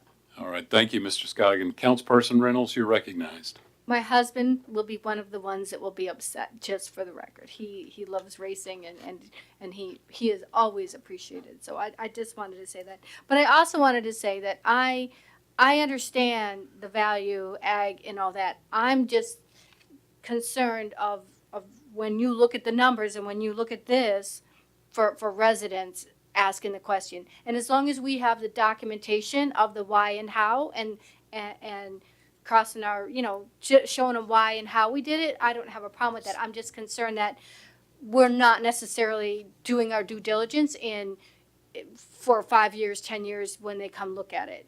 Does that make sense? For the public. Right. I'm the public looking at it. Right. So here's another thing that the mayor brought up too, that it is a business there. And I did an evaluation of the business when I come back with this. So the land appraised for one thing, but remember, I can't pick this up and move it anywhere. I am done. And I have 5 businesses there that are done. I mean, honestly, so you got to take that in consideration with this also. I know nobody probably thinks about that, but I have to think about it. So I can't just pick this up and move it to a new location. It's not going to happen. So that is one problem with this thing too that you got to think about. And if somebody comes and says something about it, I mean, you can use that because you can buy a new house. I can't buy a new speedway. I can't build that facility right there for under $10 million anywhere in the United States right now. So I appreciate this, and I'm actually for it. I'm just wanting to do the homework and the due diligence. I understand. Just Truly so understand. Yeah. Councilperson Smith for Mr. Scoggin. Thank you, Mayor. Thank you, sir, for coming forth to share with us why you want to sell it and how you want to help the city. We I appreciate don't want to sell that. it. I just want to do what's right for the city. Well, I mean, you got to sell it. But to I do- will, But you 'cause I got think it's right. Oh, okay. So we're not buying the land. Is that what you're saying? No, you're buying it. Oh, okay. You're buying it. So I said you're gonna sell it, Yes, right? I done signed a Oh, commitment. okay. I signed a commitment. We're doing it. Oh, okay. That's what I. Okay. I hope I heard Look, you it's right. going to be a good day when I get the check, but a bad day when I got to leave. Well, I'm a. So I don't really know how this is going to work out. My question to you, I don't know if I should ask you this or. You can ask what, me but- anything. Okay. You say so, here it goes. Come on with it. Okay, you, in this contract, part, it says something about the seller is only offering to the city at Clarksville at this time a 2-year buyback. What is that? That's not a buyback, it's a lease back. We'll purchase the property, then Mr. Scoggin will lease the property back from the city for $1 a year to operate and phase out his businesses that are operating Okay, there. that's what the phase It's not a out, the buyback. buyback after we have purchased Yes. this and set it up. Yeah. The 5 lanes and the amenities, you're not talking about buying that back, right? No, no, Oh, no. okay. I'm I gonna just be wanna out make in sure. I think it's 2 years, 6 months. Well, 2 years from the closing of the Because deal. we originally talked about 3 years, Mm-hmm. and the mayor come to me and said, listen, I really need it too. I said, hey, I understand. Okay. So 2 years, and we didn't change anything in our original agreement until we got to what we all need. Because I didn't feel it was right. Matter of fact, when I signed the paper, he said, you didn't change nothing? I said, was I supposed to? No. Okay. Remember to always read the fine print, the little print. I Always did. read that. I Okay. took it to lawyers, accountants, everything. Everybody said, what? Okay. All right. All right. Well, okay, that was my We're good, we're concern good, about we're this good. contract about buying Yeah, it's back. just I wanna get make 2 sure- years to do what I do now. Oh, to get. Because again, here's the problem with fairs and all that stuff. I don't pick the date. Mhm. They do. So in 2 years, I had to find a new place for us to do this. And it has to be adequate for the power, for everything to Right. go on. So we, as a group, we talked about this. We need to find a place, whether I build a new place for just a fair or fairgrounds or whatever, we need to do this. And it takes time because you just can't get a fair to come through. You have to have it. So I feel our city is in desperate need of stuff like circuses and fairs and all this other Right, stuff. We need that for our community to do it. Well, I could say that Nemo Road has been complaining, the people out Trust there me, have I been know. I complaining. get And the officers call me and and I mean, you know, so I think this is gonna be a great thing for that Yes. area. We do need some amenities out there for the families and children and school children. I think this is a great thing, and I will be voting in favor of this, and thank you for allowing this Yes, to ma'am. happen. Thank you. All right, thank you. Councilperson Streetman, you're recognized. Thank you. I said I was talking earlier, so I wouldn't talk now, but I do have to take the moment to also say thank you for doing this. I understand where you're coming from as far as talking about your base being upset. Oh, yeah. My dad raced on that track. He raced on the drag strip, he raced on that track, and then I grew up going to the track with him and watching racing. So I understand, but I also hope they kind of think of it from the same angle as what I said, is that this is still going to be something for families to be able to enjoy, kids to be able to go to. And like you said, I mean, racing doesn't last forever, No. but I do, like I said, I thank you for all you've done over this time. And I too thank you for giving us this opportunity. And I promise I'm done from there. Councilperson Lovato, you're recognized. Thank you, Mayor. I just wanted to also say thank you. This is not in my ward, but it will directly affect the residents in my ward, and they will be able to utilize these services. So I really appreciate what you're doing. You're very welcome. Councilperson Marquis, you're recognized. Thank you. All right. So I just want to say it's nice to meet you. Last year, when we did the budgeting for this, I actually took a lot of flack for trying to say that this was a mutual agreement because a lot of people were in an uproar, so I was Yes. trying to calm it down. And I did attempt to reach out to you, but I maybe the information I had was incorrect or something, and I just couldn't. So at that point, I just dropped it. It was just too much anger in the community, and Well, I just believe it or not, the lady that caused the most wrath over this is become a decent friend now. She got death threats and everything, and I Yeah. tried to keep everybody out of it because the problem with all this is you can't hardly do anything without everybody knowing it. Yeah. And we was trying to work out everything before we told everybody because we didn't have a plan. Mhm. So when people put stuff out that's not correct, it's hard to manage it. So that's why I told him we need to announce this together and make sure that everybody understands we're going in the same direction. And my phone is, I answer my phone 24/7. If you get anybody can call me, he's got my number, you can get him, get my number. I'll answer any questions and I'll keep my base. I can give them a timeline as soon as I have a time. It's like, I don't know if Clarksville Now is here. They keep calling me. I go like, what do you want? I don't know what to tell you. yeah.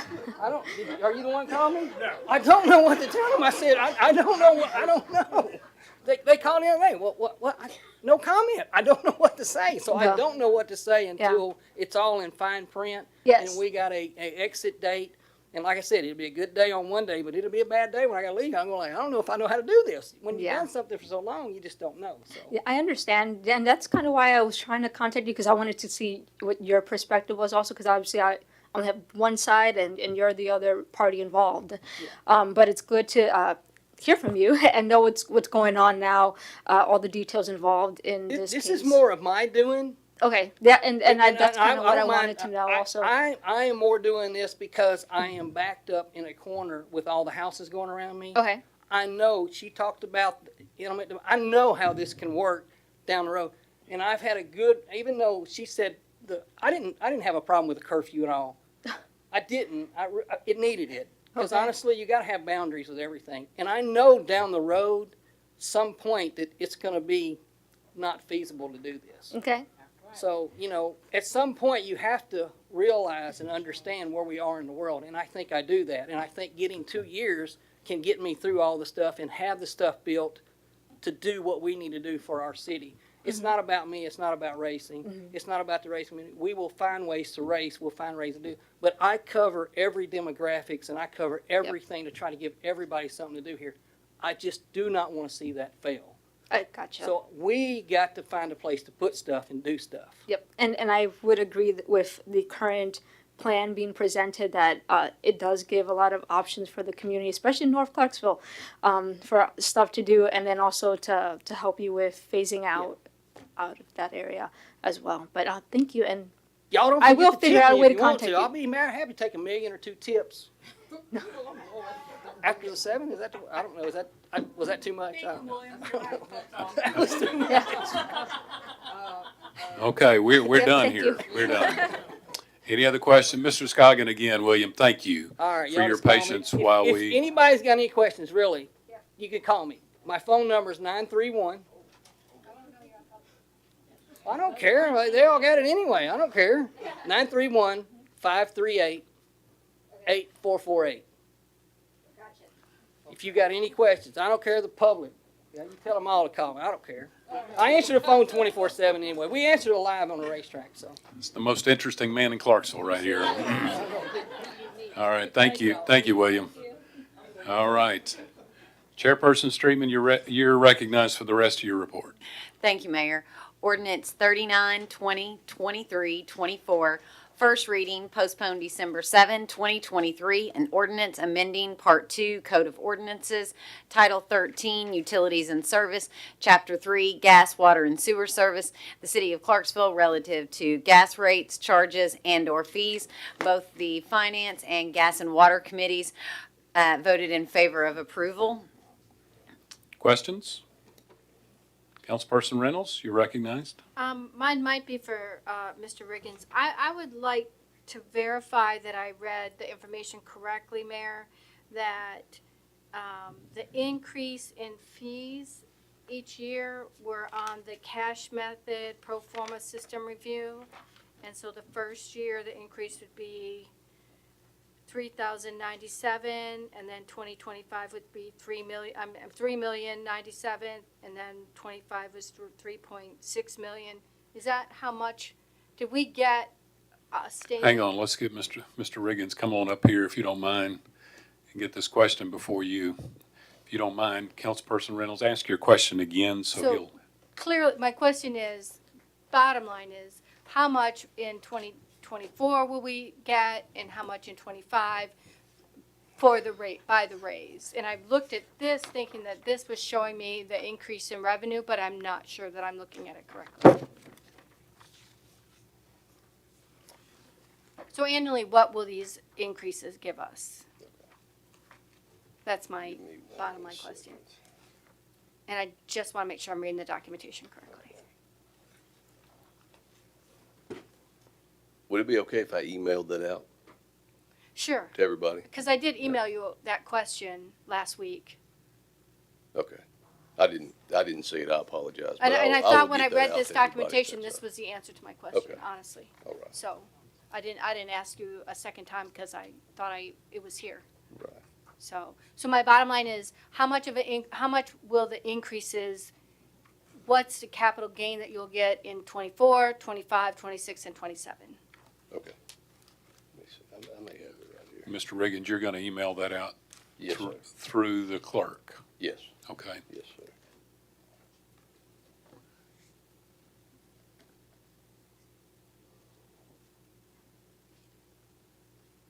Okay, look, I may be able to answer it right now. Okay, go I'll try. ahead. If this is incorrect, I will email something out. But in the rate study itself, it looks like on page 11, which is under the first tab for the board presentation. If you'll look under 24, it says additional revenue. It looks like for the next 4 years, it's about 738,000 a year. Because you'll see on that same thing, if you'll go across, it's got a scale at the bottom and a chart here. It says rate requirement. Then you'll see each year that it's coming down, but for each year from 24, 25, 26, 27, it's the same dollar amount, $738,378. And I would assume that's if, we had no new customers, no new industries, anything like that. If everything stayed just as it is right now, price-wise, cost-wise, everything else, that would be the estimate. Each year it goes up though. The fees go up, so how would it be the same each year? I don't know. I'm just reading what they put here. I'll find out the answer to that. But that's what it has on page 11, the additional revenue. I believe the way they have it split up, it's possible. I'd have to check. If it's split up in pretty equal increments, which is what it looks like it may be according to these numbers, that the first year would be 738,000. The second year would be an additional 738,000, another 738. Does that make sense? I'll confirm that. Because each I'll year ask. the amount goes up though. It increases, it's not equal. Sure, right. So you mean the first year would be 738? Well, that's the what I second year mean. would be If- 14, 1.4? 100% is year 4. If year 1 is 25% of that, 25, that's what I'm saying, if that's the case. Year 1 would be 738,000. Year 2 would be that plus an additional 738,000. So 1.4. 1.4 million, yes. Okay, okay, 1.47, something like that. But I will confirm that that's correct. okay. But it looks like it's an additional 738,000 each year that compounds. Okay, That's what it looks like to me. But I will confirm that and get that back to you. thank you.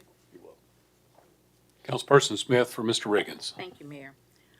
Mr. Riggins, I understand that gas and water serves residential and small commercial customers as well, such as Robertson County, Cheatham County, and Christian County. Is that correct?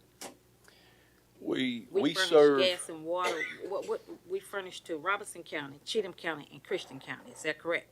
yeah, we sell to, as far as Christian County, we sell to the city of Guthrie and the city of Hopkinsville. Okay. So And they serve their own areas. We just have 1 meter or 2 meters for Guthrie actually, but we serve at one point, and then the city, they have their own system. They just buy the gas from us at that point. Then they have their own system in Kentucky that they serve the customers themselves. So my understanding is that you want to raise the people that live in the city rates up more, so that it would equal the same as the outside rates, those that are in the county versus those in the city. Is that correct? Eventually, it will be there. So that's Everyone is what you're getting trying an to do, increase. Okay. Everyone's going to get an increase. And in the But in the the rate county- study, Okay, go ahead. I'm sorry. in the rate study that you have, it actually shows those averages there and what those bills will look like. And that's part of my talking points, but I'll go ahead and say it. If you look in this rate study that I sent out, or the clerk sent out for me, Ms. Canfield sent out last week, starting in page 26, it's got the average for every rate class that we have. Residential inside, it's got their average bill at that usage would be $51.90. It's up $7.50. Outside the city, at that same usage, their bill would be $55.93. Now, their increase is smaller, but they're still paying more at this time. And then you go on to commercial inside, you go from $317 a month to $326 and so on and so forth. Of course, as you get into industries, it's thousands of dollars higher a month. So you're just trying to make us equal. in Eventually, usage, yes. It's increase by increasing the city so they equal out with the county? Eventually it will. Like I said, you cannot do that, I know in eventually, one I know time. you're not gonna do it right away. I know it's a process. yes. And I see the process that you have put before us. Yes. So what I'm saying, you just wanna try to make us pay equal, Yes. have the same rate. And I'll explain that here, but yes, my argument is there is no case for inside-outside rates with Clarksville Gas and Water. Why? Would it be okay if I went through? You don't have This- to go through all of, just give me the I'm, main. okay, I'll go over that piece. Tell you what, let Mr. Riggins kind of go through his presentation. That may help answer a lot of questions Okay. or I think it will. concerns. Go ahead. Okay. And I'll just try to briefly go over the information, the additional information that was sent out, that I sent through the clerk's office, or through the clerk. And this was in response to the questions that were compiled from last month and some other information on top of that, some other questions that we gathered. You have a copy of our most recent audit. And I want to be clear, as an audit goes, it does not tell us how to budget or operate. It doesn't do that. What it does is it checks for weaknesses or deficiencies, and this is per the verbiage in there, as well as effectiveness and compliance. And I just want to say, in that most recent audit, we had no findings. They found no deficiencies.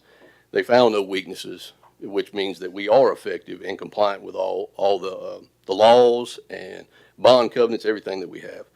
The second attachment was, as I said, it was asked of me the differences in the rate classes, what those bills looked like.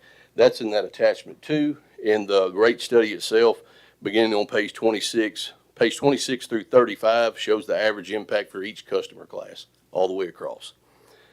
The next thing, the number of customers who are annually cut off for non-payment. According to our software, from December of 2022 to November of 2023, 16,448 customers' accounts were deactivated for non-payment. That's everyone, every customer that I have. Out of those, within the same time frame, an additional 566 customers' accounts were deactivated due to failure to pay on a return check within the allotted time. Number of services turned on due to not. One other point of clarification I want to mention. I apologize. I misspoke last month when I talked about when someone's gas and water is both turned off, they double up on those fees, those reactivation fees. That is not the case. For the point of clarification there is for customers who are gas and water customers, when they don't pay, it's one bill. When they don't pay that, we only shut the water off. That's what we feel. That's the utility you're going to want the most. That's what the trigger point's going to gain the most action. We shut the water off. So when you call to turn that on, we turn the water on, you only pay one fee. We don't double up on those. The only time the gas is turned off is if it's a gas-only customer, that like in Cheatham County, in Robertson County, in Montgomery, parts of Montgomery County. Attachment number 3 is the list of capital projects. When we do our budget, what we go over is for the next 5 years. We go over the current year, the proposed, the new fiscal year that we're talking about, which is actually split up in quarters, and then the next 4 years. What you have here is because we talked about, it was said we didn't know what projects we were going to do at what time. That's not the case. Every budget year we talk about a 5-year plan. But as far as our system-wise gas, we keep a 10-year master plan at all time. In water and sewer, it's 20 years and beyond. But you can see in that spreadsheet there, all the capital projects for the next 10 years, $143 million, $855,000. And that includes the 26 miles of 8-inch gas main. When I spoke last month, I talked about that's the 8-inch going to be replaced with a 12 that's 70 years old. And I said 2 years ago, we know that project was about $35 million. It would be at least that. We based these prices off another 12-inch project that we did ourselves. That project today's estimate is $46 million for that one project alone. And again, you have this information, so I won't read it all to you. But this is our 10-year plan here, showing all those. And this is the key piece for when it comes to finances and why we have to do that are these capital projects. These are the driving factor in all of this. You also have the state comptroller's policy, because it was asked about our fund balances, cash reserves, things like that. That's in attachment 4. And I guided you to, this is per my CFO, to page 28, key points being 4 through 7, and that speaks to planning for unknowns, such as rainy day reserves, contingency spending plans, things like that, as well as plans for future spending, such as long-term liability plan, debt payments, things like that for the debt that we owe, and then multi-year financial planning, which when it's talking about that is the capital projects. Also, another layer of that, when it was talked about the cash on hand, what it'll be used for, how long it's held for, what projects, and I will read this. As a utility, we have monthly revenue streams from the utility service we provide. We know that's the money we get from rates. That said, just like municipal government, we have to plan for capital projects as well as unexpected repairs and maintenance. As a tool for planning, we use recommendations from financial advisors and credit rating agencies. Again, this book is made for municipalities, governments, not specifically for utilities. It's a little different. One indicator that our agencies look for, and I've got some more documentation for that, is cash on hand, and they recommend having no less than 250 days of operating expenses in cash. We also try to maintain this cash level to mitigate the negative effects of having a large debt balance. In planning for, we know that we do have that. In planning for future capital projects, we use the 5-year plan that I talked about, that 5-year fiscal plan for budgeting purposes. However, for overall system planning, we track a 10 to 20-year master plan in each system, 10-year plan in gas, 20-year in water and sewer. And this is how we're able to forecast needing to issue debt or raise rates As you know, with the water plant, we did both at the same time. When we recognize that our cash balances will fall below the recommended balance, just as we have here, we take action. Cash on hand is used to pay for normal operations when revenues are lower. In the summertime, this is that fluctuation in gas that we talked about, as well as to pay for capital projects. As you can see in attachment 3, with the age and infrastructure of the gas system, major projects are planned. So I was talking about that over $100 million in projects there. As far as reports or communications from TBOR about our current financial position, as I said last month, our current financial position is fine, according to our audit here. Which means it's acceptable to TBOR, so we have no reports or communications to the contrary of that. Again, it's not today I'm concerned about, it's next year and the year after that. I did make one mistake on your sheet I want to clear up on when it talks about future customer numbers. The average there, I misplaced some of those numbers. I had 245 new services. That number should be 425, the average for the year, new services installed per calendar year. Again, when it comes to residential, it actually has in the beginning, it has a negative effect because what I'm charging is not what it costs me to install a residential service. That's not the case for larger commercial and industrial. They pay at cost. So with a residential customer, depending on what their gas load is, I can't even estimate that on an average right standing here. If they had logs only, I can tell you it will take some time to make up. If they have all appliances on gas, we'd make it up much faster, of course. One question that was asked that I did get clarification on, can the payment software be adjusted to differentiate between new hookups and reconnects, which splitting those service fees that was brought up last month? Our software will differentiate between those two. Again, I'm not standing here proposing that's what we do to change that. We're still proposing the same thing we proposed last month, but the software will identify those separately. Inside, outside city rates. This is the part, very important part. And I had a couple of conversations with some of you over the last month, just clarifying this some more. Try to set up some meetings with the state, and of course, with everything going on here and with the holidays, it didn't get that done. But I believe we reached some consensus here. I want to be clear on something. TBOR, the state or TBOR, they will allow differentiation in rates. They will allow 2 different rates. But a utility must be able to provide a justification for such. As I said last month, we have no justification for the city limits line being that line of delineation for differentiated rates.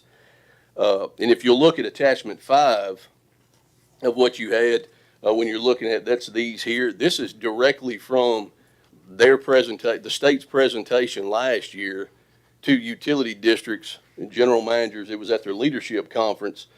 This first page here shows a water plant within the city limits, locations of a couple of customers in city limits, and a couple of customers outside the city limits. And it's a direct representation of the problem we have here, where I have customers outside the city limits who are closer and therefore cheaper to serve than customers inside the city limits, but customers outside the city limits are paying more. That's the situation that I cannot justify in any way to Tibor. One good explanation is these, and I'm not against annexation at all. We don't take that stance, of course. But one clear piece on these annexations, you have a house on one side of the street, a house on the other side of the street, say the street is the city limits line. You choose to move that city limits line 2 streets over.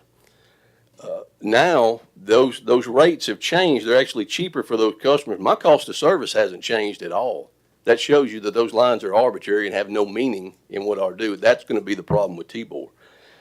One example of that is from our water plant, XL Road, our water tank on XL Road, it is right on the county line, the city county line. It's 6.5 miles from my water treatment plant, although on High Point Road, that tank is 9.5 miles from my plant. Prime example of how there's customers in Sango that are paying more, but they're cheaper to serve. It goes through 3 more miles of pipe. It goes to the same type of booster stations, everything. I hand checked it all myself, the mileage and everything, to make sure that's right. Even after the new plant is built, that may relieve the High Point Road situation, but it will not relieve the Tiny Town Road tank, which is at Tiny Town and roughly Fort Campbell Boulevard. It also will not relieve the Barker's Mill tank site, which is still farther away than many outside customers. And what I spoke about with a couple of the other council members is what Tibor will allow. The only viable approach to differentiated rates is a bullseye approach, where you take your water plant, you put it in the center of a bullseye, you draw a ring around it. Those customers inside that ring, they pay this rate. Then you draw another ring. Those customers pay a higher rate. Then you draw another ring, and you just keep going out because it costs you more to serve going out. One of the council members even said, what I have an issue with is I live right beside the water plant, and somebody lives 20 miles away, they should pay more. Well, the bullseye effect will take care of that. What I'm going to say is I highly doubt that most of your constituents will want that bullseye approach, because it will do the exact opposite of what you're hearing some of the complaints about. As I just explained here, some of those, especially Tiny Town, Barker's Mill Road, Exit 1, they will pay some of the highest rates, which you, as their representatives, you do not want. The only other viable option is one rate for everybody, and that's what I'm proposing. That's how I got to that summation. On the second slide there, which is more relative to this, the first slide was really relative to water, a good explanation of that. The second slide is actually a perfect explanation of our gas system, which is this slide here, which shows our gas source is well outside the city limits, and then it provides gas, as you said, through Cheatham County, through Robertson County, through Cheatham County, through Montgomery County, and then into the city limits. The problem is, using this same city council person's explanation about the 20 miles, every customer that I have inside the city limits is 20 miles away from my source.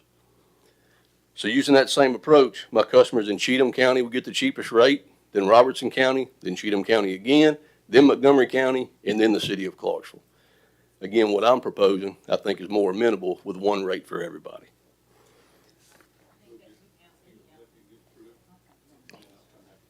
Okay. As you can see from those, we can't justify the inside-outside city rates. Or the city limits argument that's been used in the past may have been viable at one time. It is no longer viable now because of the way we are.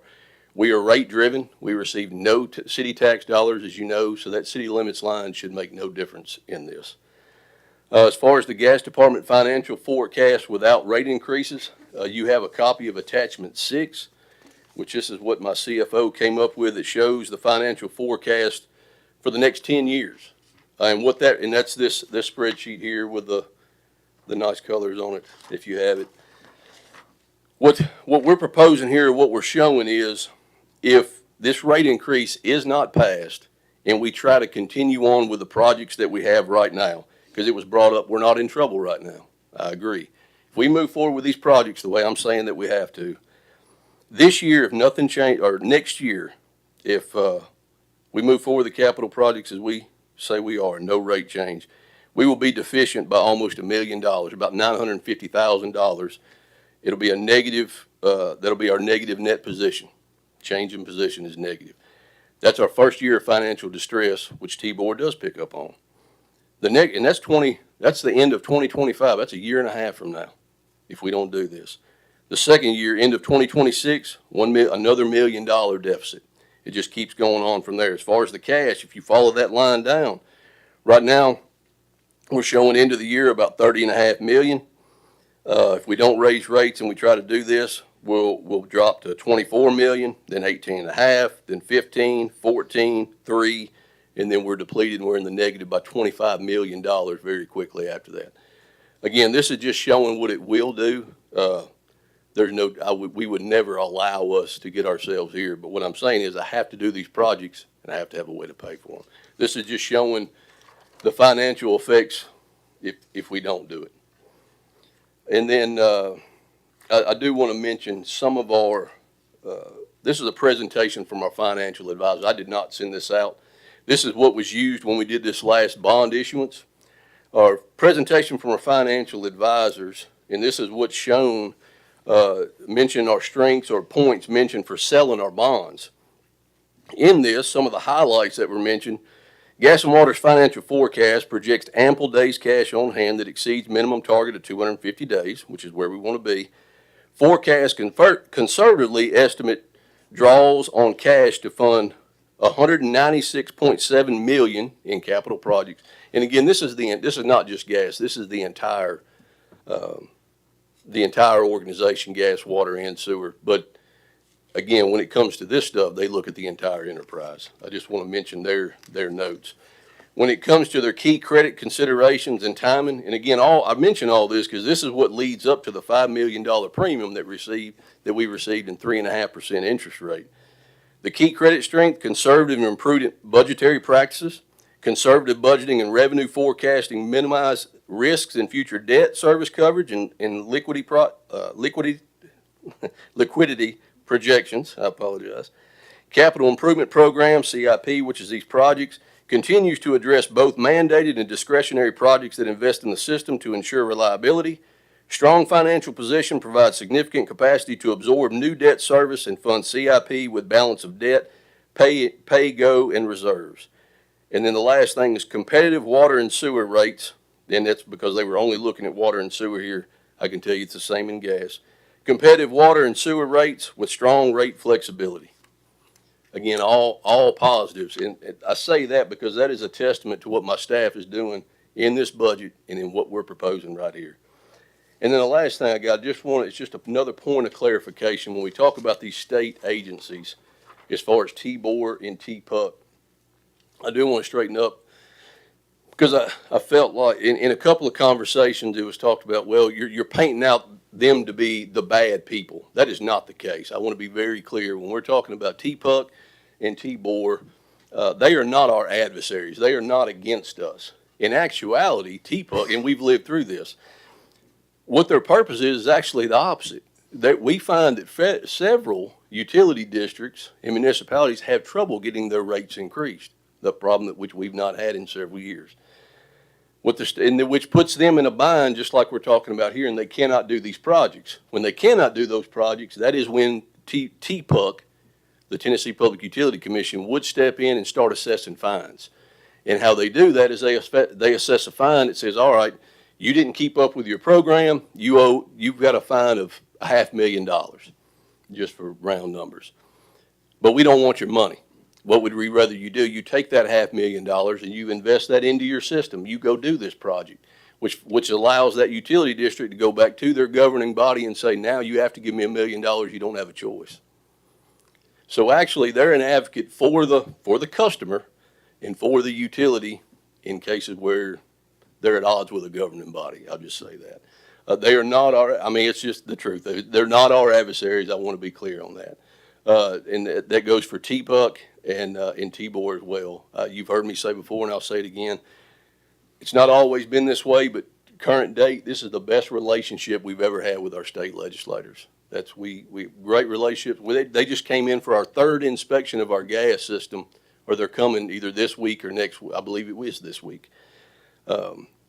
Reason being, they need to get one more inspection, and they like us, and they know we do a good job, and they want to, and we're not going to say no. We welcome our inspectors to come in. We want them to look at our system, and that's all I've got, Mayor. I'm happy to answer any questions anybody may have. Councilperson Smith had the floor. You're recognized. Okay, thank you for that thorough, detailed information that you have provided to us. Yes, ma'am. And I heard you say the reason why you don't see no difference in the pay should be the same on the rates, okay, for the city and the county. And as I think about that, I think about taxes. And the reason I say that, if you're in the county, you don't pay city taxes. But in the city, you pay both taxes. So I think that this is going to cause some problems. Because if you're going to say that the pay rate should be the same for those in the county don't pay city taxes. But the city people or residents, they pay both taxes. So why shouldn't their rate be a little higher? And I'm not trying to cause any problems, but I just don't understand why you're trying to bring up the gas rates. And I heard what you said. I heard what you said, but I don't agree. Because like I said, then we ought to stop making city residents pay taxes, city taxes. Maybe we ought to just pay city taxes, or one or the other. One or the other. My answer to that would be that's your prerogative to do what you want to do with city tax. I don't receive tax dollars. I'm using that as an example. If you're going to try to make the county people pay, the city people pay the same amount for gas as the county, then you starting something. Well, what we can do in lieu of that, if this body would rather, I can try to implement that bullseye approach to where it is fair. But if that passes, I don't think that's going to pass either.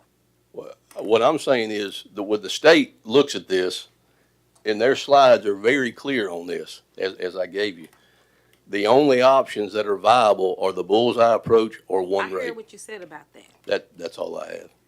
And all I'm That's just my going only to say, option. Mr. Riggins, I thank you what you do, but the people are not satisfied about you raising the gas prices, trying to get them to equal out with the county. I don't think that's fair. We pay both taxes, and I'm using that as an analogy. Look, we pay both taxes. The county don't. The county gets away with a lot of things, but they use everything in the city. Yeah, they use everything. Parks, our roads, everything.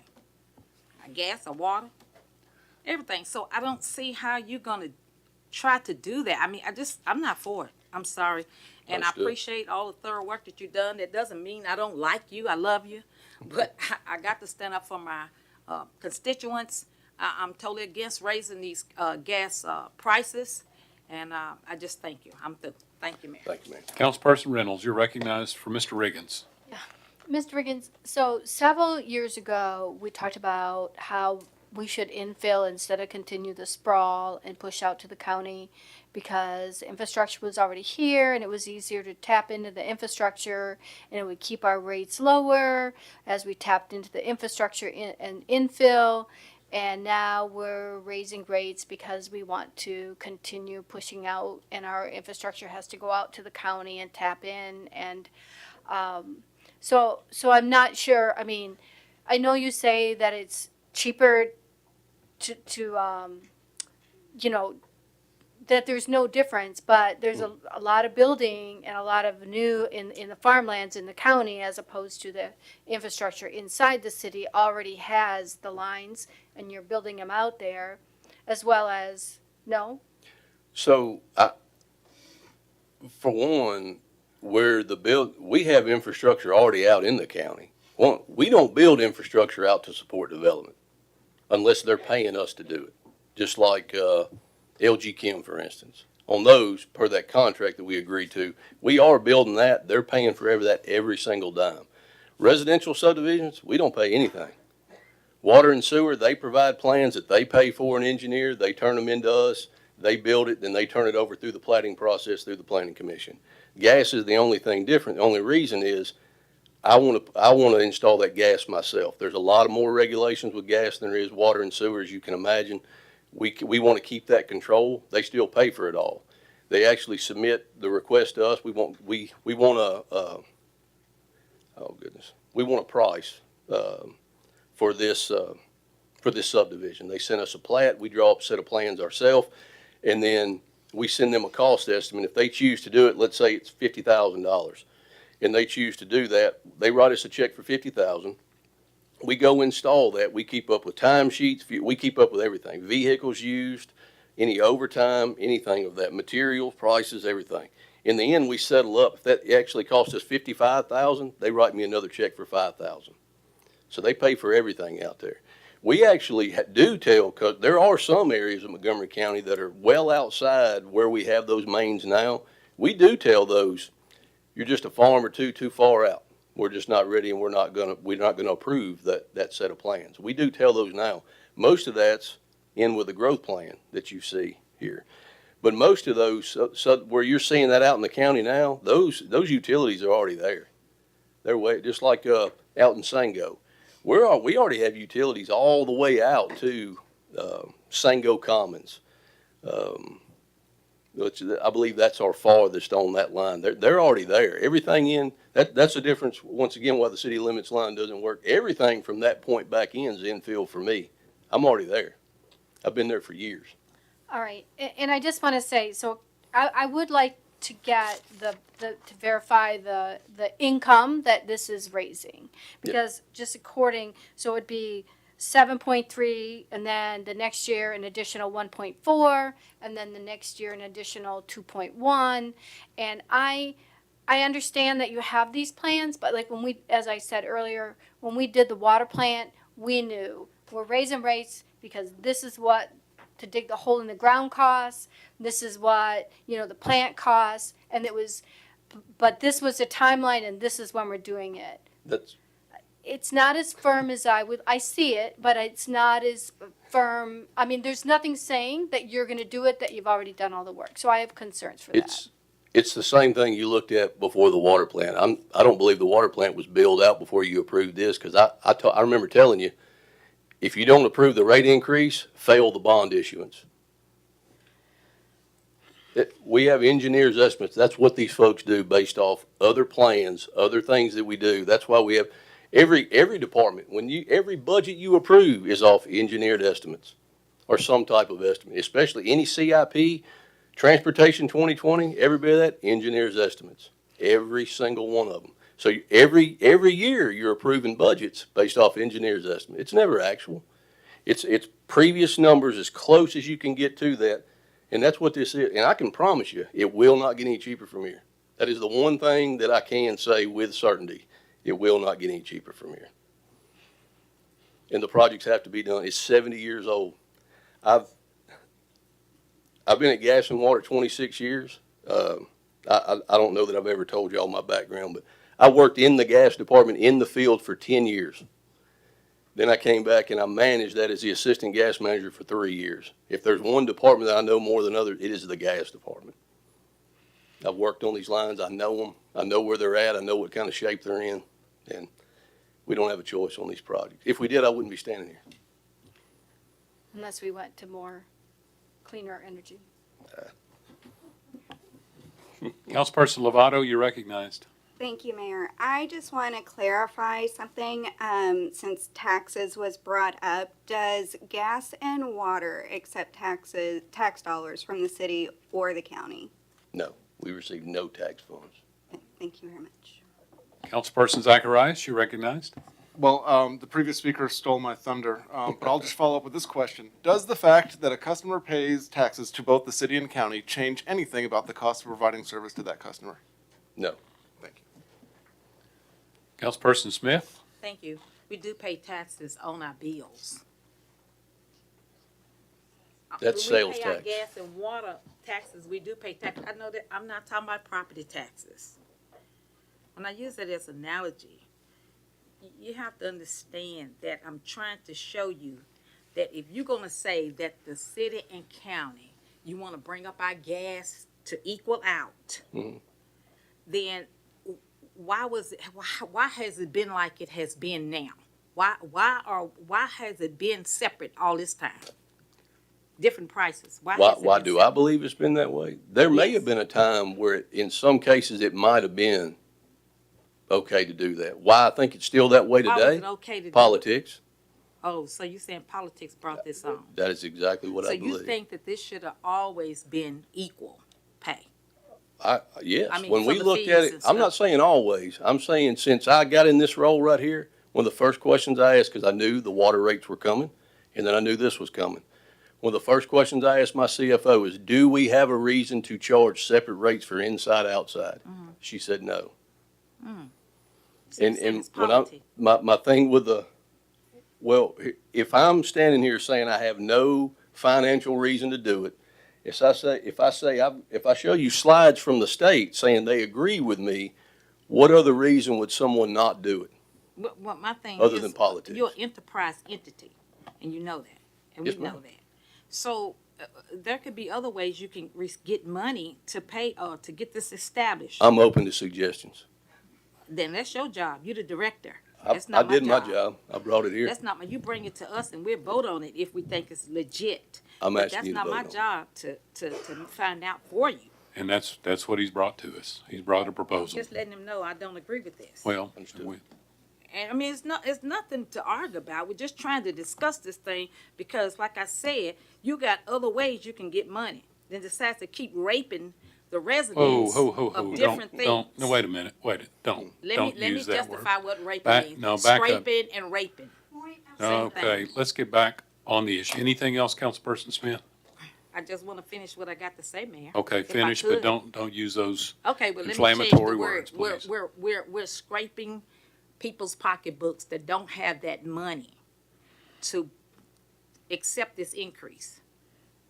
And you said this was just put out, well, the reason why you want to bring it up, why it was separate was because of politics. Yes, if I'm asked why I believe it's still that way today, yes, that's right. I mean, I stood here a few months back and brought that politics should have no place in what I do, and I was told that it doesn't. Well, that's what I was told. Well, thank you for telling the truth. Yes. I'm through, Mayor. Okay. Anyone else? Thank you, Mr. Riggins. Chairperson Streetman, you're recognized. Thank you, Mayor. If it's okay with you, I'd like to read the next items B through E, and then we could bring Mr. Smith up to discuss them. We're talking about C, or yeah, B. Okay, yeah, go ahead. I'm sorry.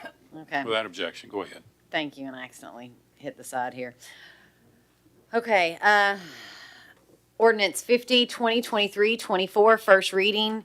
An ordinance of the City of Clarksville authorizing the mayor or his designee to conduct negotiations and to enter an agreement for the purchase of easements and/or rights of way, or should negotiations fail, to pursue condemnation through the use of eminent domain for acquisition of property for a public purpose for the Appleton, Old Russellville, North Liberty Church, Road Ear Sidewalk Project. Ordinance 51, 2023, 24, first reading. An ordinance authorizing the exercise of the right of eminent domain to acquire easements, property, and rights of way required to facilitate construction of the Greenwood Avenue, Edmondson Ferry Row Sidewalk Project. Ordinance 52, 2023, 24, first reading. An ordinance of the City of Clarksville authorizing the mayor or his designee to conduct negotiations and to enter an agreement for purchase of easements and/or rights of way, or should negotiations fail, to pursue condemnation through use of eminent domain for acquisition of property for the public purpose of the Tiny Town Road Sidewalk Project. Ordinance 53, 2023, 24, first reading. An ordinance authorizing the exercise of the right of eminent domain to acquire easements, property, and rights of way required to facilitate construction of the Northeast Complex Sidewalk Project. The Finance Committee voted in favor of approval of all of these items. Okay, you've heard the ordinances, Mr. Smith. Is there a question, Chairperson Streetman? I don't have a question. I just didn't know. I know he presented in finance. Okay. But that way we could just take it all at once instead of having to go one by one. Okay, Mr. Smith, explain these ordinances for us. Sure, a couple of those are some of the things you guys have seen in the past. There's a couple of projects that the council has endorsed, and we'll carve out Greenwood, for example, where we're pursuing eminent domain because two of the properties involved One of those properties, we have a non-responsive owner. The other, we have a mortgage company that won't cooperate. So the project in whole is stymied because of two properties. Some of those others that you've seen, some look familiar and some don't, and that involves the negotiation, acquisition, and what I'm asking for, and have discussed with Lance on how to approach this. Asking for eminent domain at the onset as well, in addition to those things, helps us move these projects forward. And again, we'll roll back to the Greenwood project. City Council has endorsed that project. We've spent money, we've moved forward, we've designed, we've acquired property for that project. And now we're down to two that we can't reach an agreement on. Two that can stop this project in its entirety. So we've bought property that without these two parcels, we can't complete the project. So it doesn't make sense to me as the director of the street department to move forward knowing that I may not be able to complete a project. Acquiring property on projects when I know I may not have the entire piece or the ability to get the entire piece. You'll see a lot of extra literature involved with each of these, and that's pursuant to legal counsel. You have a legal description of those properties and kind of a carve out of the construction documents as to why those properties are necessary. So 4 different cases. A couple of those, again, seem similar, and some of those are the new approach, how we'd like to bring those forward to council in the future. Again, asking for the right to negotiate, acquire, and if necessary, pursue eminent domain. Chairperson Streetman, you have the floor. Did you wish to ask questions or make points before I move on? Okay. Councilperson Reynolds, you recognize? Yes, thank you. You're welcome. So I have a couple questions. Are you acquiring the property in accordance with the recently approved PROAG? And you know that next month I'll be bringing the sidewalk ordinance, which we agreed to say 4 feet inside of a development and 5 feet along Connector Road. Will these, are you acquiring enough property to follow that ordinance? Yeah, our projects are 5 foot along all of our arterials and so on. And what about any protruding objects? All of the designs are compliant with the most up-to-date. Okay, Yeah, so we're not all gonna the be, engineers that we hire are we're third-party. not gonna be pouring sidewalks around mailboxes for No. this? Good. So, I would like to just kind of make a little snag for my, ordinance next month. Hang on, let's stay on topic, and then you can preach about that at the end. All right, but I would like to say that I do understand that it's part of the ordinance B 50 is a part of the 6 million, but the 2 million and 9.9 million for ordinance C and D are additional funds, right? They're not part of the original 6 million that we approved. No, in speaking with Ms. Matta, all of these are funded projects through construction. Right, but I mean, we did 6 million for sidewalks to schools, and then some of these are not part of that 6 million. There are additional money that we've pulled from, that we've allocated. Yeah, these aren't all just school projects, no. Right. That's correct. That's what I meant. Okay. Okay. Any other questions for Mr. Smith about these 4 ordinances? Thank you, sir. Yes, sir. Chairperson Streetman? That concludes my report, Mayor. Okay. All right. Gas and Water Committee, Chairperson Holloman? Thank you, Mayor. I'll have a full report next week. Thank you. Neighborhood and Community Services Committee, Chairperson Shekina, be recognized. Thank you, Mayor. I will have a full report next week. Thank you. Parks and Recreation Committee, Chairperson Zacharias, you're recognized. Thank you, Mayor. I too will have a full report next week. Thank you. Gas and Water, Public Safety Committee, Chairperson Red is absent. He'll have a full report next week. Transportation, Streets and Garage Committee, Chairperson Smith. Yes, I have a report January the 4th. All right. And that completes our committees. And now we're under new business. You'll see an ordinance rescheduling the July 2024 regular session of the City Council. It falls on July the 4th. And we want to move that so we don't conflict with celebrating our nation's birthday. Any questions about that ordinance? Seeing none. And then at the regular session, I'll read into the record information that the Comptroller's Office of the State of Tennessee requires us to read as a part of debt issuance and debt information for the city. Any questions about that? All right, we're now ready for mayor and council member comments. Councilperson Streetman, you are recognized. Thank you, Mayor. I would just like to take a moment to thank you as well as all of our city departments for everything that they've had to deal with in the last few weeks since the tornado hit. I know it's been a lot of hours, a lot of work, but I'm greatly appreciative of everything that everyone has put in. Each and every one of our departments came together and helped out. Some fell over into other departments to do different things to help get things cleared off. I know we had people from Parks and Recreation and Gas and Water helping with the street department. I know CDE did everything they could to very quickly get power restored as fast as they possibly could for the residents that were affected. And I'm just very grateful for everybody and this community for the way they really pitched in to do for others. It's just a glaring example of how wonderful this community is and why Clarksville is such a great place to live. So thank you very much. Thank you. This is a phenomenal city. This is a phenomenal city. When the chips are down, you can count on your neighbor helping neighbor, and that's what's happened over the last 3 weeks. We still have a lot of work to do, and we will not leave these neighborhoods until everybody is restored that needs to be restored. We will not leave these neighborhoods. That's a promise. Councilperson Reynolds. Yeah, I would like to say thank you. I just, without repeating, echo what was just said. But I would like to put a plug in from a sidewalk ordinance next month. It'll be presented at the TSG meeting and voted on, and then to the Finance Committee. The reason I think is important, I want to bring it up today, is we just are seeing 3 or 4 eminent domain and sidewalk projects because we have not been keeping up with growth and we have not been putting sidewalks in accordance with PROWOG and ADA. We can do better, especially the boundaries of our communities, and that's where most of these eminent domains are coming, is the boundaries of our communities that we have not been. I mean, you can drive by a brand new subdivision on Dunbar Cave, and there's no sidewalk on the boundary of that community, brand new.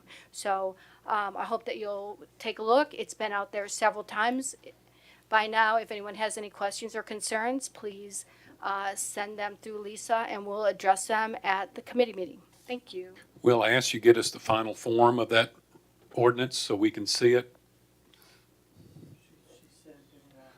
Okay, all right. After legal counsel's reviewed it. Okay, thank you. Councilperson McLaughlin, you're recognized. Thank you, Mayor. I wanted to tag on to your comments and the council member from Ward 10. When my husband and I decided to retire in Clarksville, we knew that we were called to be here. And examples of what we have seen, all of us have seen through the most recent tornado damage, not just from our employees and family members, but also from our community members. This community knows how to come together in a time of crisis like nowhere else. I witnessed city employees who don't want to be named on their off time, not getting paid when they were offered overtime to help their family members or their coworkers and their neighbors recover. And I don't know if I would have seen that happen anywhere else. But I'm grateful for all of you. We're grateful for our community members. We're grateful for Fort Campbell and the businesses that have gone above and beyond to help home people who lost their homes, who've offered extra discounts to people who need to replace everything that they owned. Just the examples that I have seen are endless, and I just want to thank everybody for all that they've done. Continue prayers for people who are still recovering and trying to put their lives back together. But honestly, I don't know if we lived anywhere else, if we would have seen examples of what we've witnessed over the last few weeks. Thank you. Well said.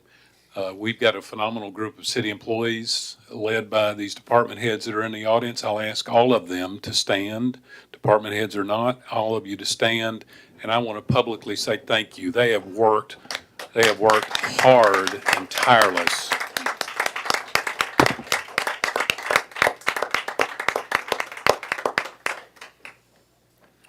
Okay. It's now time for public comments. Any member of the public wish to address the council? Seeing none, we'll stand adjourned. See you next week. Happy New Year.